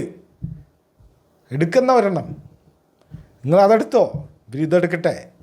ആർക്ക് എന്താണ് ഇഷ്ടം അവരത് കാണട്ടെ. കേരള സ്റ്റോറി കാണേണ്ടവർ അത് കാണട്ടെ, ഇതിഷ്ടമുള്ള ഇത് കാണട്ടെ. ആവിഷ്കാര സ്വാതന്ത്ര്യം എല്ലാവർക്കും ഒരേപോലെ. പക്ഷേ ആവിഷ്കാര സ്വാതന്ത്ര്യം കുറച്ച് കാലമായിട്ട് എല്ലാവർക്കും ഇല്ല. അതിൻ്റെ എക്സാമ്പിൾസ് ഞാൻ ജസ്റ്റ് പറഞ്ഞുതരാം. ഒന്നാമത്തെ എക്സാമ്പിൾ, ജനനായകൻ. എവിടെ? സിനിമ എവിടെ? 250 രൂപയാണ് ഞാൻ ഫാൻ ഷോയ്ക്ക് കൊടുത്തത്. അത് റീഫണ്ട് കിട്ടി, അത് പറയാം. എന്തായാലും ഞാൻ ആ ഫാൻ ഷോയുടെ ടിക്കറ്റ് എടുത്തിട്ട് ഞാൻ കാത്തിരിക്കുകയാണ്. സിനിമ ഇന്ന് വരും, അടുത്ത ആഴ്ച വരും, ഇതിപ്പോൾ ഇലക്ഷൻ കഴിഞ്ഞാലും സിനിമ വരുന്ന എനിക്ക് തോന്നുന്നില്ല. ടോക്സിക് റിലീസായാലും ടോക്സിക്കിൻ്റെ സെയിം പ്രൊഡ്യൂസറാണ് KVN. അറിയില്ല അപ്പം വരും, എപ്പോഴാ വരുവാങ്ക യാർക്ക് തെരിയാത്. ജനനായക അവിടെ കിട്ടാൻ. മങ്കി മാൻ എന്ന് പറഞ്ഞു കഴിഞ്ഞാൽ, മങ്കി മാൻ്റെ മൊമെൻ്റ് എന്ന് പറഞ്ഞു കഴിഞ്ഞാൽ ഒരു എന്താ പറയുക, ഈ കൊറിയൻ മൂവീസൊക്കെ എടുക്കില്ല, അതായത് കൊറിയൻ്റെ കഥ എന്നാൽ അതൊരു ഹോളിവുഡ് ലെവൽ ഓഫ് ഫിലിം മേക്കിങ്ങും ഒരു ഹോളിവുഡ് സ്റ്റൈലിൽ എടുത്തിട്ട് എല്ലാവരുടെയും റിലീസ് ചെയ്യുന്ന പരിപാടിയില്ലേ. ഇത് നമ്മളെക്കുറിച്ചൊരു സിനിമ എടുത്തിട്ട് ഇവിടെ റിലീസില്ല. അതിൽ വില്ലൻ്റെ പാർട്ടിൻ്റെ കൊടി സാഫ്രോൺ ആണെന്ന് പറഞ്ഞിട്ട് ഇവരുടെ കൊണ്ട് ആ സാഫ്രോൺ CGI വെച്ച് മായ്ച്ച് റെഡാക്കി. എന്നിട്ടും റിലീസ് ചെയ്തില്ല. അതുപോലെ സന്തോഷ് എന്ന് പറഞ്ഞൊരു സിനിമ, സന്തോഷും റിലീസ് ചെയ്തില്ല. കമ്മ്യൂണൽ ഹാർമണി തെറ്റും, അതിലെന്തോ കാസ്റ്റ് പൊളിറ്റിക്സ് എന്തോ ഉണ്ട് എന്ന് പറഞ്ഞിട്ട്. ശരി, അതും പോട്ടെ. പഞ്ചാബ് 95 എന്ന് പറഞ്ഞിട്ട് നമ്മുടെ ദിൽജിത്ത് അഭിനയിച്ച ആ സിനിമ, അതിൽ ഈ പഞ്ചാബ് പണ്ടത്തെ കുറേ കഥ, അതിൻ്റെ കുറേ ഹിസ്റ്ററി സംഭവം ഉണ്ടെന്നുകൊണ്ട് അതും റിലീസ് ചെയ്യാൻ പറ്റില്ല. എമ്പുരാൻ ഓർമ്മയുണ്ടല്ലോ, എമ്പുരാൻ എന്താ സംഭവിച്ചത്? ഇവരുടെ ആവിഷ്കാര സ്വാതന്ത്ര്യം, പൃഥ്വിരാജിൻ്റെ ആവിഷ്കാര സ്വാതന്ത്ര്യവും മുരളി ഗോപിൻ്റെ ആവിഷ്കാര സ്വാതന്ത്ര്യം അവർ സ്വാതന്ത്ര്യം എടുത്തിട്ട് അവരത് എക്സിക്യൂട്ട് ചെയ്തു. ആവിഷ്കാര സ്വാതന്ത്ര്യം ഓൾറെഡി സെൻസർ ബോർഡ് സെൻസർ ചെയ്ത് റിലീസ് ചെയ്ത സിനിമയെ വീണ്ടും, അപ്പോൾ ഈ ആദ്യം സെൻസർ ചെയ്തവനെ ആകാശത്ത് നോക്കിയിട്ടാണ് ഇരുന്നത്. അതില്ല, ആദ്യം സെൻസർ ചെയ്ത് എല്ലാം അപ്രൂവ് ചെയ്ത് സീൽ ചെയ്ത് മോനെ പൊള്ളിക്ക് എന്ന് പറഞ്ഞിട്ട് റിലീസിന് വിട്ട സിനിമ വീണ്ടും വിളിച്ചു വരുത്തിയിട്ട് ഓഹോ അപ്പോൾ നിങ്ങൾ ഇങ്ങനെയായിരുന്നു സിനിമ, അപ്പോൾ നിങ്ങൾ ആദ്യം ഇപ്പോൾ കണ്ടില്ലേ സിനിമ, വീണ്ടും വിളിച്ചു വരുത്തിയിട്ട് കട്ട്, എത്ര കെട്ടാണ്? 30 കെട്ട. അന്ന് എന്തൊക്കെയോ കുറേ കട്ടുകളുടെ പേരൊക്കെ ഉണ്ടായിരുന്നു, ഇത്ര കെട്ട് അത്ര കെട്ട് എന്നൊക്കെ ഉണ്ട്. അത്രയും കട്ട് ചെയ്യിപ്പിച്ച് മാറ്റിച്ചു. അപ്പോൾ കേരള സ്റ്റോറിക്ക് ആവിഷ്കാര സ്വാതന്ത്ര്യമുണ്ട്, എമ്പുരാനില്ല. കേരള സ്റ്റോറിക്ക് ആവിഷ്കാര സ്വാതന്ത്ര്യമുണ്ട്, സന്തോഷിനില്ല. കേരള സ്റ്റോറിക്ക് ആവിഷ്കാര സ്വാതന്ത്ര്യമുണ്ട്, നമ്മുടെ മങ്കി മാനില്ല. അതെന്തുകൊണ്ടാണെന്ന് എനിക്ക് മനസ്സിലാവുന്നില്ല. അത് തെറ്റാണ്, അങ്ങനെയല്ല അത് ചെയ്യേണ്ടത്. ആവിഷ്കാര സ്വാതന്ത്ര്യം എല്ലാവർക്കും. ഒന്നാമത്തെ കാര്യം, ഈ സെൻസർ ബോർഡ് എന്ന് പറഞ്ഞിട്ട് ഇത്രയും ഒരു തല്ലിപ്പളി ഒരു സംവിധാനം ഇന്ത്യക്കേ ആവശ്യമില്ല. സെൻസർ ബോർഡ് എന്ന് പറഞ്ഞ സംഭവത്തിന് പിരിച്ചുവിടുക, ആകെ പിരിച്ചുവിടുകയല്ല, ഒരു കാര്യം ജയിപ്പിക്കുക. അതായത് 18 വയസ്സിൻ്റെ മേലുള്ളവർ കാണേണ്ടതാണോ, 18 വയസ്സുള്ള ആൾക്കാർ കാണാൻ പറ്റുമോ ഇല്ലേ, യെസ് ഓർ നോ, ഒറ്റ ചോദ്യം. അടിക്കുന്നു, കൊടുക്കുന്നു, മതി. അതിൽ കട്ടും വേണ്ട. ഇതൊക്കെ എന്തിനാ ഇവർ പറയുന്നു? Who are these people? ഇവരാണോ നമ്മുടെ കൾച്ചറും നമ്മളെന്താ കാണേണ്ടതെന്ന് ഇവർ, how can they decide what we want to see? നിങ്ങളൊന്ന് ആലോചിച്ചോ, എത്ര ഫക്ഡപ്പാണെന്ന് നിങ്ങൾ ആലോചിച്ച് നോക്ക്. കുറച്ച് പേര് നമ്മളെന്താ കാണേണ്ടതെന്ന് അവർ തീരുമാനിക്കുന്നു. സൂപ്പർമാൻ ലൂയിസ് ലെയിനെ ഒരു ഉമ്മ വയ്ക്കുന്നത് പോയി. അല്ല, അത് പിന്നെ അവർക്ക് മറ്റേ 18+ സർട്ടിഫിക്കറ്റ് കിട്ടാണ്ടിരിക്കാൻ അവർ കുട്ടികളെ കണ്ട സിനിമയല്ലേ എന്നുകൊണ്ട് ആക്കിയതാണ്. ഉമ്മ വെച്ചാൽ പോയി. അപ്പോൾ ഉമ്മ വെച്ചാൽ 18+ ആയി. ഓക്കെ. ഇതല്ലാതെ നിങ്ങൾ ഈ കാണണോ വേണ്ടയോ, അവർക്കൊരു ഇത് പറയാം, നിങ്ങൾ 18 വയസ്സുള്ളവർ കണ്ടാൽ മതി, 18 വയസ്സുള്ള കുറവുള്ളവർ ഇത് സിനിമ കാണാൻ പാടില്ല എന്നുള്ളൊരു സംഭവം വയ്ക്കുക, കഴിഞ്ഞു. അത് മാത്രമായിരിക്കണം സെൻസർ ബോർഡിൽ നിന്നുള്ള കൊണ്ട് ഉദ്ദേശിക്കുന്നത്. അല്ലാതെ ഈ പാട്ടിൽ അത് വയ്ക്കി, ഈ സീന് കട്ട് ചെയ്യും, ഈ ഡയലോഗ് മ്യൂട്ട് ചെയ്യും. എന്തിന് നിങ്ങൾ ഈ ഡയലോഗ് ഭയങ്കര പ്രശ്നമുണ്ടെങ്കിൽ നിങ്ങൾ 18+ കൊടുത്തോ. 18+ ഉള്ളവർ കണ്ടാൽ മതി, പ്രായപൂർത്തിയായുള്ളവർ കണ്ടാൽ മതി. അതല്ലേ അതിൻ്റെ ഒരു ഇത് അല്ലേ? നിങ്ങൾ വേണമെങ്കിൽ ഒരു പുതിയൊരു സാധനം കൂടി കൊണ്ടുവന്നോ, 21+ ഉള്ളവർക്ക് എന്ത് വേണമെങ്കിലും ചെയ്യാമല്ലോ. കള്ള് വരെ കുടിച്ചോ എന്നാണ് ഗവൺമെൻറ് പറയുന്നത്. 21 വയസ്സാവണ്ടേ? അപ്പോൾ ഇനി നിങ്ങൾ പുതിയതെന്ന് വെച്ചോ, 21+ ഉള്ളവർക്ക് കാണാൻ പറ്റിയ സിനിമ, ഭയങ്കര പൊളിറ്റിക്കൽ സിനിമയാണെങ്കിൽ 21+ കൊടുത്തോന്നേ. അതിന് ഈ കട്ടും ഈ മറ്റേതൊക്കെ നിങ്ങൾ എന്തിനാണ് ഇവിടെ പറയുന്നത്? നമുക്ക് വേണമെങ്കിൽ കണ്ടാൽ വേണമെങ്കിൽ കാണണ്ട. അതിനാണല്ലോ ഈ റിവ്യൂ പറയാൻ വേണ്ടിയിട്ട് കുറേ ആൾക്കാർ ഇരിക്കുന്നത്. അവർ പറയട്ടെ ഈ സിനിമ ആര് കാണണം, എന്തിനു കാണണം, ആരാണ് ഇത് കാണേണ്ടത് എന്നാൽ അവർ പറയട്ടെ. അവർ അത് അഭിപ്രായവും കേട്ടിട്ട്, അല്ലെങ്കിൽ ഇപ്പോൾ ഫുൾ എനിക്ക് ഒന്നും കേൾക്കണ്ട, എനിക്ക് എല്ലാ സിനിമയും കാണുന്നുള്ളവർ അത് കാണട്ടെ. ഇതാണ് ജസ്റ്റിസ് ഫോർ എവരി വൺ, അല്ലെങ്കിൽ ആവിഷ്കാര സ്വാതന്ത്ര്യം ഫോർ എവരി വൺ ഇല്ല എന്ന് പറയുന്നത്. അപ്പം ചില ആൾക്കാർ പറഞ്ഞത് ആവിഷ്കാര സ്വാതന്ത്ര്യമല്ലേ, നിങ്ങൾക്ക് വേണമെങ്കിൽ കണ്ടാൽ മതി എന്ന് പറയുന്നത്. എനിക്കും ഈ ചില സീനൊക്കെ ഭയങ്കര ക്രിഞ്ചായി തോന്നും. ഏത് നമ്മുടെ മലയാള സിനിമയിലെ ചില സീന് തോന്നിയിട്ടുണ്ടായിരുന്നു. അതായത് ഇങ്ങനെ വെറുതെ നായിക വെറുതെ വന്നിട്ട് ഒരു ബീഫും പൊറോട്ടയും കഴിക്കാം. ബീഫും പൊറോട്ട എന്തോ ഭയങ്കര ലൈക്ക് ഒരു ബന്ധം ഉണ്ടാവില്ല. ലൈക്ക് റാൻഡം തോട്ടായിട്ട് എന്നാൽ ഒരു ബീഫും പൊറോട്ടയും കഴിക്കാം. വൈ? അത് ഭയങ്കര ഒരു ക്രഞ്ച് പോലെ എനിക്ക് ഇടയ്ക്ക് തോന്നും. ഭയങ്കര എന്തോ സംഭവം പോലെ പറയുന്നത്. പക്ഷേ ഇപ്പം എനിക്ക് തോന്നുന്നു എല്ലാ സിനിമയിലും ഒരു ബീഫും പൊറോട്ടയുടെ സീനാണ്. കാരണം എന്താ വെച്ച് കഴിഞ്ഞാൽ ഇത് നമ്മളെ പ്രൊവോക്ക് ചെയ്യുന്ന പോലെയാണ്. ആക്ച്വലി ഇവർക്കെന്തും ചെയ്യാം, നമുക്കൊന്നും ചെയ്യാൻ പറ്റില്ല. അങ്ങനെ ഒരു സംഭവം വരുത്തുകയാണ്. ആക്ച്വലി ഇങ്ങനെയുള്ളൊരു സംഭവം തന്നെയാണ് ഇവർക്ക് വേണ്ടത്. ഇവർക്ക് എന്ത് വേണം? ഇവരുടെ സിനിമയെക്കുറിച്ച് കുറേ പേര് സംസാരിക്കണം, ഇവരുടെ സിനിമ കണ്ടിട്ട് കുറേ പേര് അജിറ്റേറ്റഡ് ആവണം. അപ്പോൾ actually we are following to there traps. പക്ഷേ പറയേണ്ട കാര്യം ഇപ്പോൾ പറയാണ്ട് പിന്നെ അങ്ങനെയായിരുന്നു ഇന്നിങ്ങനെയായിരുന്നു എന്ന് പറഞ്ഞിട്ട് കാര്യമില്ലല്ലോ. പറയുമ്പോൾ പറയാൻ തന്നെ വേണ്ടേ? എന്താണ് ഇതിൻ്റെ ഒരു അടിസ്ഥാനം? ഈ സെൻസർ ബോർഡ് കാര്യത്തിൻ്റെയും ഇവരുടെയൊക്കെ ഒരു വിചാരം എന്താണ് എന്നാണ് എനിക്ക് മനസ്സിലാവാത്തത്. ഇതാണ് സിമ്പിളായിട്ട് എനിക്ക് പറഞ്ഞു തരാൻ പറ്റുന്ന കാര്യം. ഇത്രേ ഉള്ളൂ കേരള സ്റ്റോറിൻ്റെ കാര്യം. ഇതിൽ കൂടുതലധികം പറയാൻ പോയാൽ പിന്നെ വേറെ എന്തെങ്കിലുമൊക്കെ പറയേണ്ടി വരും. So that's all for Kerala സ്റ്റോറിൻ്റെ ഈ സംഭവം. ഇത് ചെയ്യുന്നത് ശരിയല്ല. This is not good. കഴിഞ്ഞു, അത്രേ ഉള്ളൂ. അടുത്ത ട്രെയിലർ കണ്ടൊരു ടോക്സിക്കിൻ്റെ. ഓക്കെ, ഗീതു ചേച്ചി വി ട്രസ്റ്റ്. ഓക്കെ, ടീസർ വന്നു. ടീസർ ഫുള്ള് ആയിരുന്നു. എനിക്കൊരു പേടിയുണ്ടായിരുന്നു ഈ ട്രെയിലർ എന്തായിരിക്കും, ഇനി അതിലും ഇങ്ങനത്തെല്ലായിരിക്കും, ഡാഡീസ് ഹോം ആയിരിക്കുമോ എന്ന് പറഞ്ഞിട്ട് ചെറിയൊരു സംഭവം ഉണ്ടായിരുന്നു. ഇല്ല, ഇറ്റ്സ് ഗുഡ്.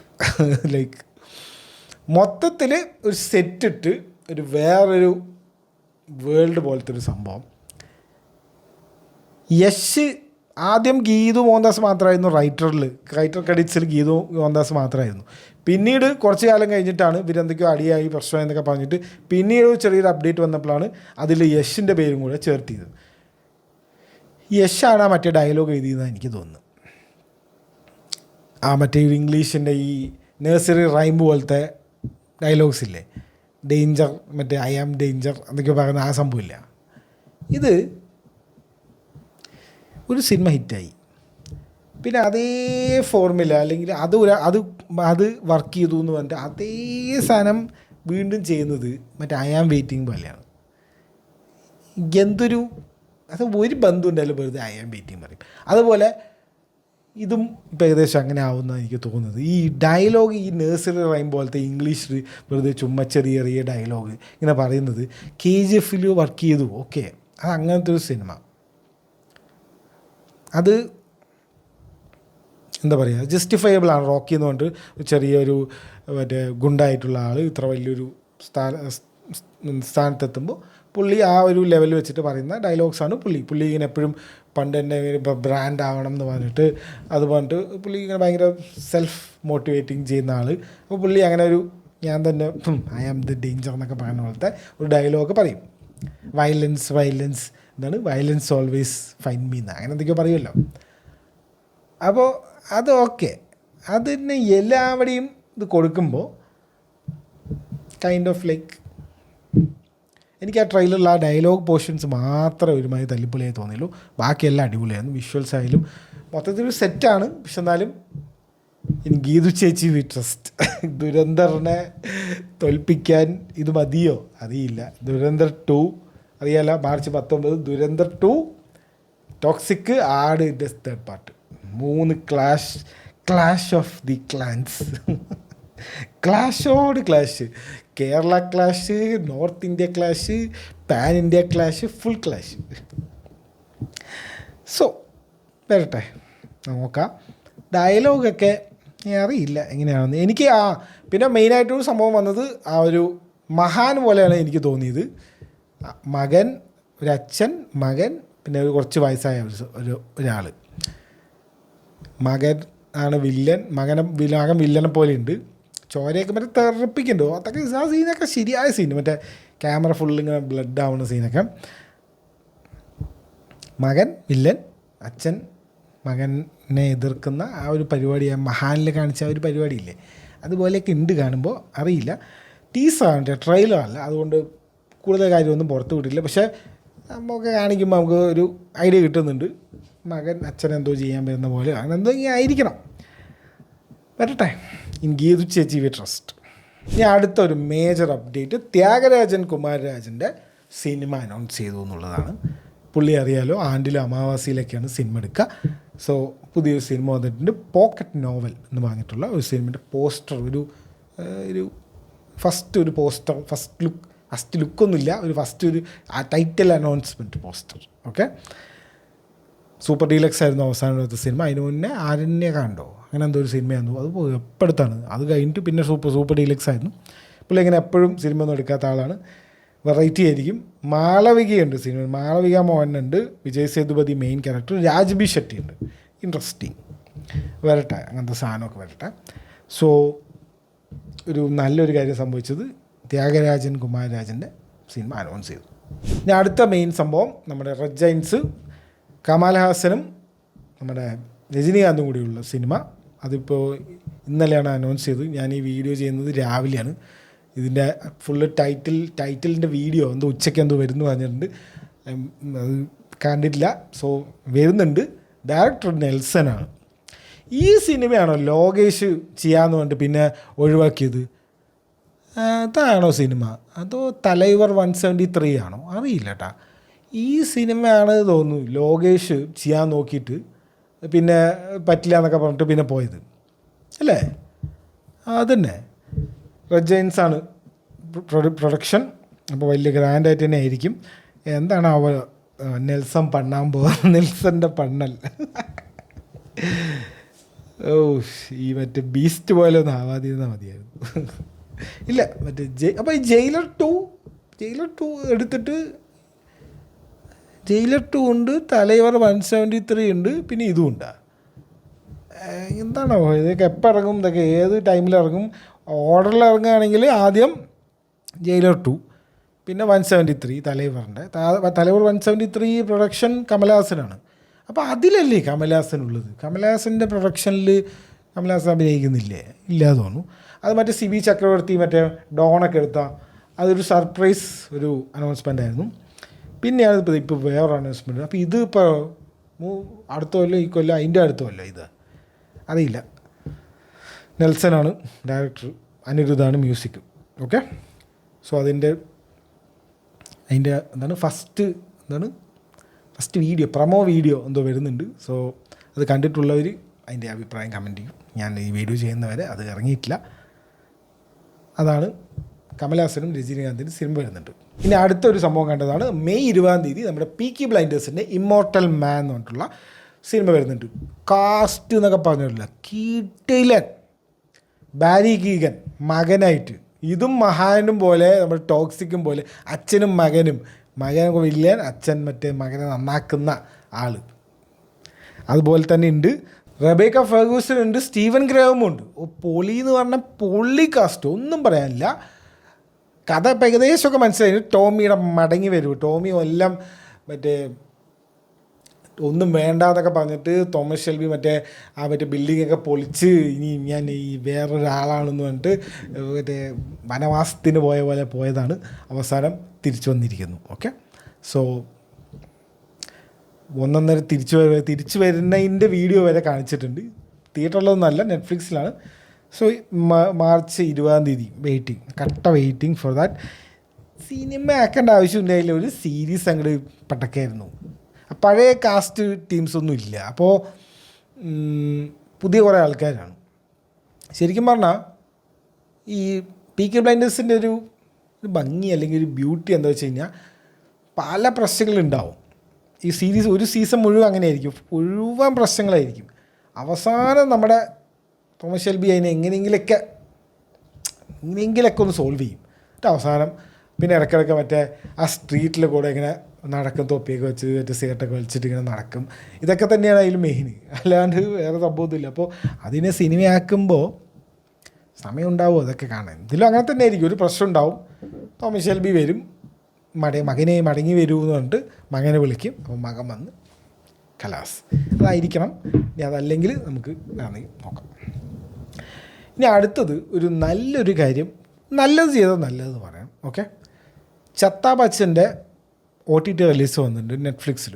അടിപൊളി. ഓക്കെ, നെറ്റ്ഫ്ലിക്സിൽ ഇറക്കിയത് തന്നെ അടിപൊളി. ബിക്കോസ് നമുക്ക് മലയാളത്തിൽ ഒരു കിടിലൻ ഒരു എന്താ പറയുക കളർഫുൾ ഒരു ഫൈറ്റ് മൂവി, അതും ഭയങ്കര വൈബ്രൻ്റ് ആയിട്ടുള്ള സാധനം, അത് എല്ലാവർക്കും പെട്ടെന്ന് റിലേറ്റ് ചെയ്യാൻ പറ്റുന്ന സാധനം, ഒരു സായിപ്പിരുന്ന് കണ്ടാലും റിലേറ്റ് ചെയ്യാൻ പറ്റുന്ന പോലത്തെ ഒരു സംഭവമാണെങ്കിൽ ദാറ്റ് ഈസ് ചത്താവച്ച.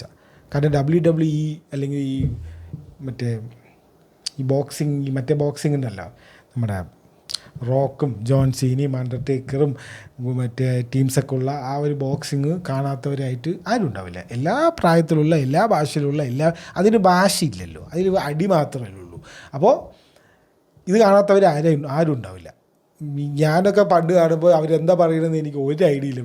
ഇവരെന്തൊക്കെയോ പറയും, പിന്നെ അടി കൂടും. അപ്പോൾ അടി കാണാനാണ് നമ്മൾ ഇത് കാണുന്നത്. അപ്പോൾ അടിക്ക് ഭാഷയില്ല. അപ്പോൾ അതുപോലെ നെറ്റ്ഫ്ലിക്സിൽ ഇറക്കിയത് കിടിലൻ, കുറേ ലാംഗ്വേജ് ഉണ്ട് തോന്നുന്നു, അങ്ങനെ അങ്ങനെ തന്നെയാണ് ചെയ്യേണ്ടത്. ഇങ്ങനത്തെ സിനിമകളൊക്കെ നെറ്റ്ഫ്ലിക്സിലാണ് എക്സ്പോഷർ ഉള്ളത്. നമ്മൾ എന്തൊക്കെ നെറ്റ്ഫ്ലിക്സിന് കുറ്റം പറഞ്ഞാലും നെറ്റ്ഫ്ലിക്സിലുള്ള പോലത്തെ എക്സ്പോഷർ വേറെ ഒരു OTTക്കും ഇല്ല.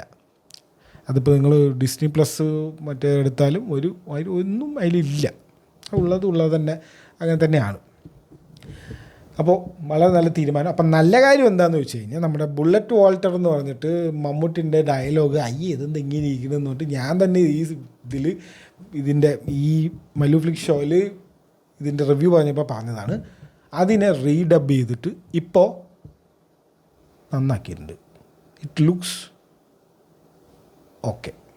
ഇപ്പം അത് പെർഫെക്റ്റ് അല്ല, ഓക്കെ.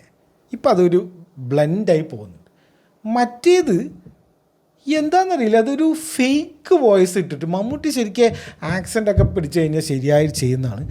എന്താ പറ്റിയെന്നറിയില്ല, അന്ന് എന്തോ പറ്റിയിട്ടുണ്ട്. ഇതിങ്ങനെ ഒരു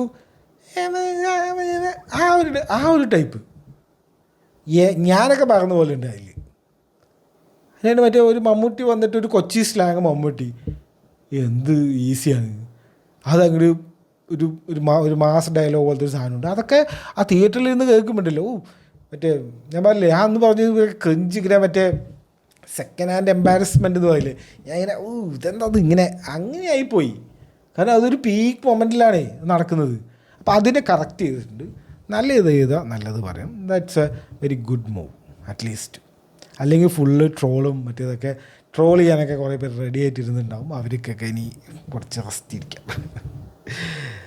പിന്നെ അടുത്ത കാര്യം, ഒരു സിഡ്നി അക്ക എന്ന സിഡ്നി അക്കൻ്റെ ദ ഹൗസ് മെയ്ഡ് എന്ന് പറഞ്ഞിട്ടുള്ള സിനിമ, ഞാൻ ലാസ്റ്റ് വീഡിയോ അതിൻ്റെ റിവ്യൂവും അതിൻ്റെ ഒരു സംഭവം പറഞ്ഞിട്ടുണ്ടായി. അതിൽ 350 മില്യൺ അങ്ങനെ എന്തോ ഞാൻ പറഞ്ഞത്. ഇപ്പോൾ അത് പോയിട്ട് 372 മില്യൺ ആയിട്ടുണ്ട്. സിന്നേഴ്സ് ഉണ്ടല്ലോ, അത്ര ഓസ്കർ നോമിനേഷനും അതും ഇതൊക്കെ കിട്ടിയ എല്ലാവരും ഭയങ്കര സംഭവമാണെന്ന് പറഞ്ഞിട്ടുള്ള സിന്നേഴ്സ്, അതിൻ്റെ ബോക്സ് ഓഫീസ് കളക്ഷൻ തകർത്തു. അതിന് 368 ഉള്ളൂ. എന്ത് കണ്ടിട്ടാണ് ഈ സിനിമയ്ക്ക് ഇത്രയും ബോക്സ് ഓഫീസ് കളക്ഷൻ ഒരു ഐഡിയ ഇല്ല. എല്ലാ കൊല്ലവും ഇങ്ങനത്തെ ഓരോ സിനിമകളുണ്ടാവും. എന്താണെന്നൊന്നും അറിയില്ല. അതിപ്പോൾ വേറെ സിനിമകളൊന്നും ഇല്ലാണ്ടാണോ അറിയില്ല. ഇപ്പം ഭയങ്കര കളക്ഷൻ ഈ സിനിമയ്ക്ക്. ആ സിനിമയാണെങ്കിൽ ഒന്നുമില്ല അതിലിപ്പോൾ ഇങ്ങനെ ഒരു അതിൽ ഞാൻ അപ്പോഴേ ഈ സണ്ണി ലിയോൻ്റെ അഭിനയം എന്ന് പറഞ്ഞില്ല, അതുപോലെയാണ് സെയിൽ സിഡ്നി സ്വിനിൻ്റെ ക്ലോസപ്പ് ഷോട്ട്സ് ഇങ്ങനെ വെക്കുന്നുണ്ട്. അതിലും ഭയങ്കര ഒരു ഇതുപോലെ സിഡ്നി സ്വിനി മെയിനായിട്ട് ഞാൻ അതിലും പറഞ്ഞതാണ്, അഭിനയിച്ച കുറച്ച് സംഭവങ്ങളൊക്കെ ഉള്ളു. യൂഫോറിയയിലൊക്കെ പുള്ളിക്കാരി കിടലിലാണ്. അത് she's acting as herself in euphoria. ഒരു ഡം ടീനേജറായിട്ടാണ് അതിലുള്ളത്. അപ്പോൾ അത് പക്കയാണ്. പക്ഷേ ഇങ്ങനത്തെ കുറച്ചിങ്ങനെ ഇമോഷണൽ മറ്റ് സംഭവങ്ങളൊക്കെ വരുമ്പോൾ അങ്ങനെ ഒരു പരിപാടിയാണ്. പക്ഷെ അതിനാണ് ഇപ്പോൾ ലോട്ടറി എന്ന് പറഞ്ഞാൽ കുറഞ്ഞു പോകും. അമ്മാതിരി ഇത് ഹൗസ് മെയ്ഡ് സെക്കൻഡ് പാർട്ട് വരുന്നുണ്ട്. ഹൗസ് മെയ്ഡ് സെക്കൻഡ് പാർട്ടും ഇനി വല്ല സിനിമാറ്റിക് യൂണിവേഴ്സായി മാറുമെന്നറിയാം. കാരണം അത്രയും കളക്ഷനാണ് കിട്ടിയിരിക്കുന്നത്. സിന്നേഴ്സിനൊക്കെ ഏത് സിന്നേഴ്സ് മാറിക്കാ സിന്ന. സോ ഇതൊക്കെയാണ് ഈ ആഴ്ചയിലെ അപ്ഡേറ്റ്സ്. ഇനി നമുക്ക് ഏതൊക്കെ സിനിമകൾ എവിടെയൊക്കെ തിയേറ്ററിലാണോ റിലീസ്, OTTയിൽ ഏതൊക്കെയാണ് റിലീസ്, ഡിജിറ്റൽ റിലീസ് ഏതൊക്കെയാണ് എല്ലാം നോക്കാം. ഞാൻ ഓൾറെഡി പറഞ്ഞു ഈ പരീക്ഷ ആയതുകൊണ്ടാണെന്ന് അറിയില്ല, ഒരു വലിയ കാര്യമായിട്ടുള്ള സിനിമകളൊന്നുമില്ല. അടുത്ത ആഴ്ച ഞാൻ കാണാൻ പോകുന്ന സിനിമ മസ്തിഷ്ക മരണമാണ്, പ്രശാന്തിൻ്റെ. ഓക്കെ, പ്രശാന്ത് എന്ത് ചെയ്താലും ഒരു വെറൈറ്റി ആയിരിക്കും. ഓവർ ആർട്ടിസ്റ്റിക് ആക്കാണ്ട് കുറച്ച് കമേഴ്ഷ്യലായിട്ട് കുറച്ച് ഫൺ കാര്യങ്ങളൊക്കെ അതിൽ ഉണ്ടാവും. ഈ ഒരുപാട് മറ്റേ എന്താ പറയുക, ഈ ഒരു നീശ ആൾക്കാർക്ക് കാണാൻ പറ്റുന്ന പോലത്തെ അല്ല, എന്നാൽ നീശ പരിപാടിയാണ്, പക്ഷേ എല്ലാവർക്കും കാണാൻ പറ്റും. അങ്ങനത്തെ പ്രൊജക്ട്സാണ് പ്രശാന്ത് ചെയ്യുക. I have confident in Prashant. Okay, മസ്തിഷ്ക മരണം ഫെബ്രുവരി 27. അതുപോലെ മാർച്ച് 6 അതിൻ്റെ അടുത്ത ആഴ്ച നെറ്റ്ഫ്ലിക്സിൽ ബ്രൈഡ് ഇറങ്ങുന്നുണ്ട്, ക്രിസ്റ്റ്യൻ ബെയിലിൻ്റെ. ഈ 2 സിനിമകൾ ഇപ്പോൾ ഞാൻ നോക്കിയിട്ട് കണ്ടുള്ളൂ. ഇനിയിപ്പോൾ വേറൊന്നും ഉണ്ടോ എന്നറിയില്ല. ഇനി OTTയിൽ വന്നു കഴിഞ്ഞാൽ 28 ഇയേഴ്സ് ലേറ്റർ ദ ബോൺ ടെമ്പിളിൻ്റെ ബോൺ ടെമ്പിൾ ഇറങ്ങിയിട്ടുണ്ട്. മറ്റേതിൻ്റെ സെക്കൻഡ് പാർട്ട് 28 ഇയേഴ്സ് ലേറ്ററിൻ്റെ സെക്കൻഡ് പാർട്ട് വന്നിട്ടുണ്ട്. അത് ഡിജിറ്റൽ റിലീസിലാണ് ഇപ്പോൾ ഉള്ളത്. മേഴ്സി എന്ന് പറഞ്ഞിട്ടുള്ള സിനിമ അതും വന്നിട്ടുണ്ട്. നമ്മുടെ AI കോടതിൻ്റെ പരിപാടി, അതും അത്യാവശ്യം 1 ടൈം വാച്ചബിൾ ആയിട്ടുള്ള സാധനമാണ്. നൈറ്റ് ഏജൻറ്റിൻ്റെ 3rd സീസൺ ഇറങ്ങിയത് നെറ്റ്ഫ്ലിക്സിൽ. പിന്നെ റെൻറ്റഡ് ഫാമിലി എന്ന് പറഞ്ഞിട്ട് ബ്രെൻഡൻ ഫ്രേസറിൻ്റെ ഒരു കിടിലൻ സിനിമയുണ്ട്, അത് ഡിജിറ്റലിൽ ഇറങ്ങിയിട്ടുണ്ട്. കാണാൻ പറ്റുന്നവർ കാണാം. It's very emotional. അതും ഒരു സങ്കടപ്പെടുത്തുന്ന ഒരു സിനിമയാണ്, ബട്ട് ഇറ്റ് ഗിവ്സ് ഹോപ്പ്. ഭയങ്കര ഒരു ഇമോഷണൽ മൂവിയാണ്. വെറുതെ ഇങ്ങനെ ഈ സാഡിസ്റ്റിക് സാഡല്ല, ഗിവ്സ് എ ഹോപ്പ്. കിട്ടില്ലൻ മൂവിയാണ് റെൻറ്റഡ് ഫാമിലി. ഓക്കെ, ഞാൻ റെൻറ്റഡ് ഫാമിലിക്ക് കുറേ നോമിനേഷൻ ഓസ്കാർ എന്തെങ്കിലുമൊക്കെ കിട്ടും വിചാരിച്ചു. ബ്രെൻഡൻ ഫ്രേസറിന് നോമിനേഷൻ ഉണ്ടോ അറിയില്ല, പക്ഷെ എന്തായാലും നൈസാണ്, കിടിലൻ അഭിനയമാണ്. ജപ്പാനിലാണ് നടക്കുന്നത്. അവിടെ ജപ്പാനിലൊരു സംഭവത്തിനെ ബേസ് ചെയ്തിട്ടാണ്. ഞാനത് കണ്ടു. അതിന് റിവ്യൂ പറയാനൊന്നുമില്ല, go watch it, it's amazing. Okay, so ഇത്രയാണ് ഈ ആഴ്ച ഇറങ്ങുന്നത്. അധികം ഒന്നുമില്ല, നമുക്ക് അടുത്ത ആഴ്ച നോക്കാം. ഞാൻ അടുത്ത ആഴ്ച മസ്തിഷ്ക മരണം കണ്ടിട്ട് വരാം. എന്താണ് പരിപാടി നോക്കാം. കേരള സ്റ്റോറിൻ്റെ 3rd പാർട്ടിൻ്റെ അനൗൺസ്മെൻ്റ് ഉണ്ടോ? മൾട്ടിവേഴ്സ് ഓഫ് മാഡ്നസ് പോലെ ഇനി Shalini Unnikrishnan will be back on 3rd part, അങ്ങനെ ഒരു അറിയില്ല. എന്തായാലും നന്നായിട്ടുണ്ട്, പൊള്ളിക്കെല്ലാവരും. Okay, see you next week.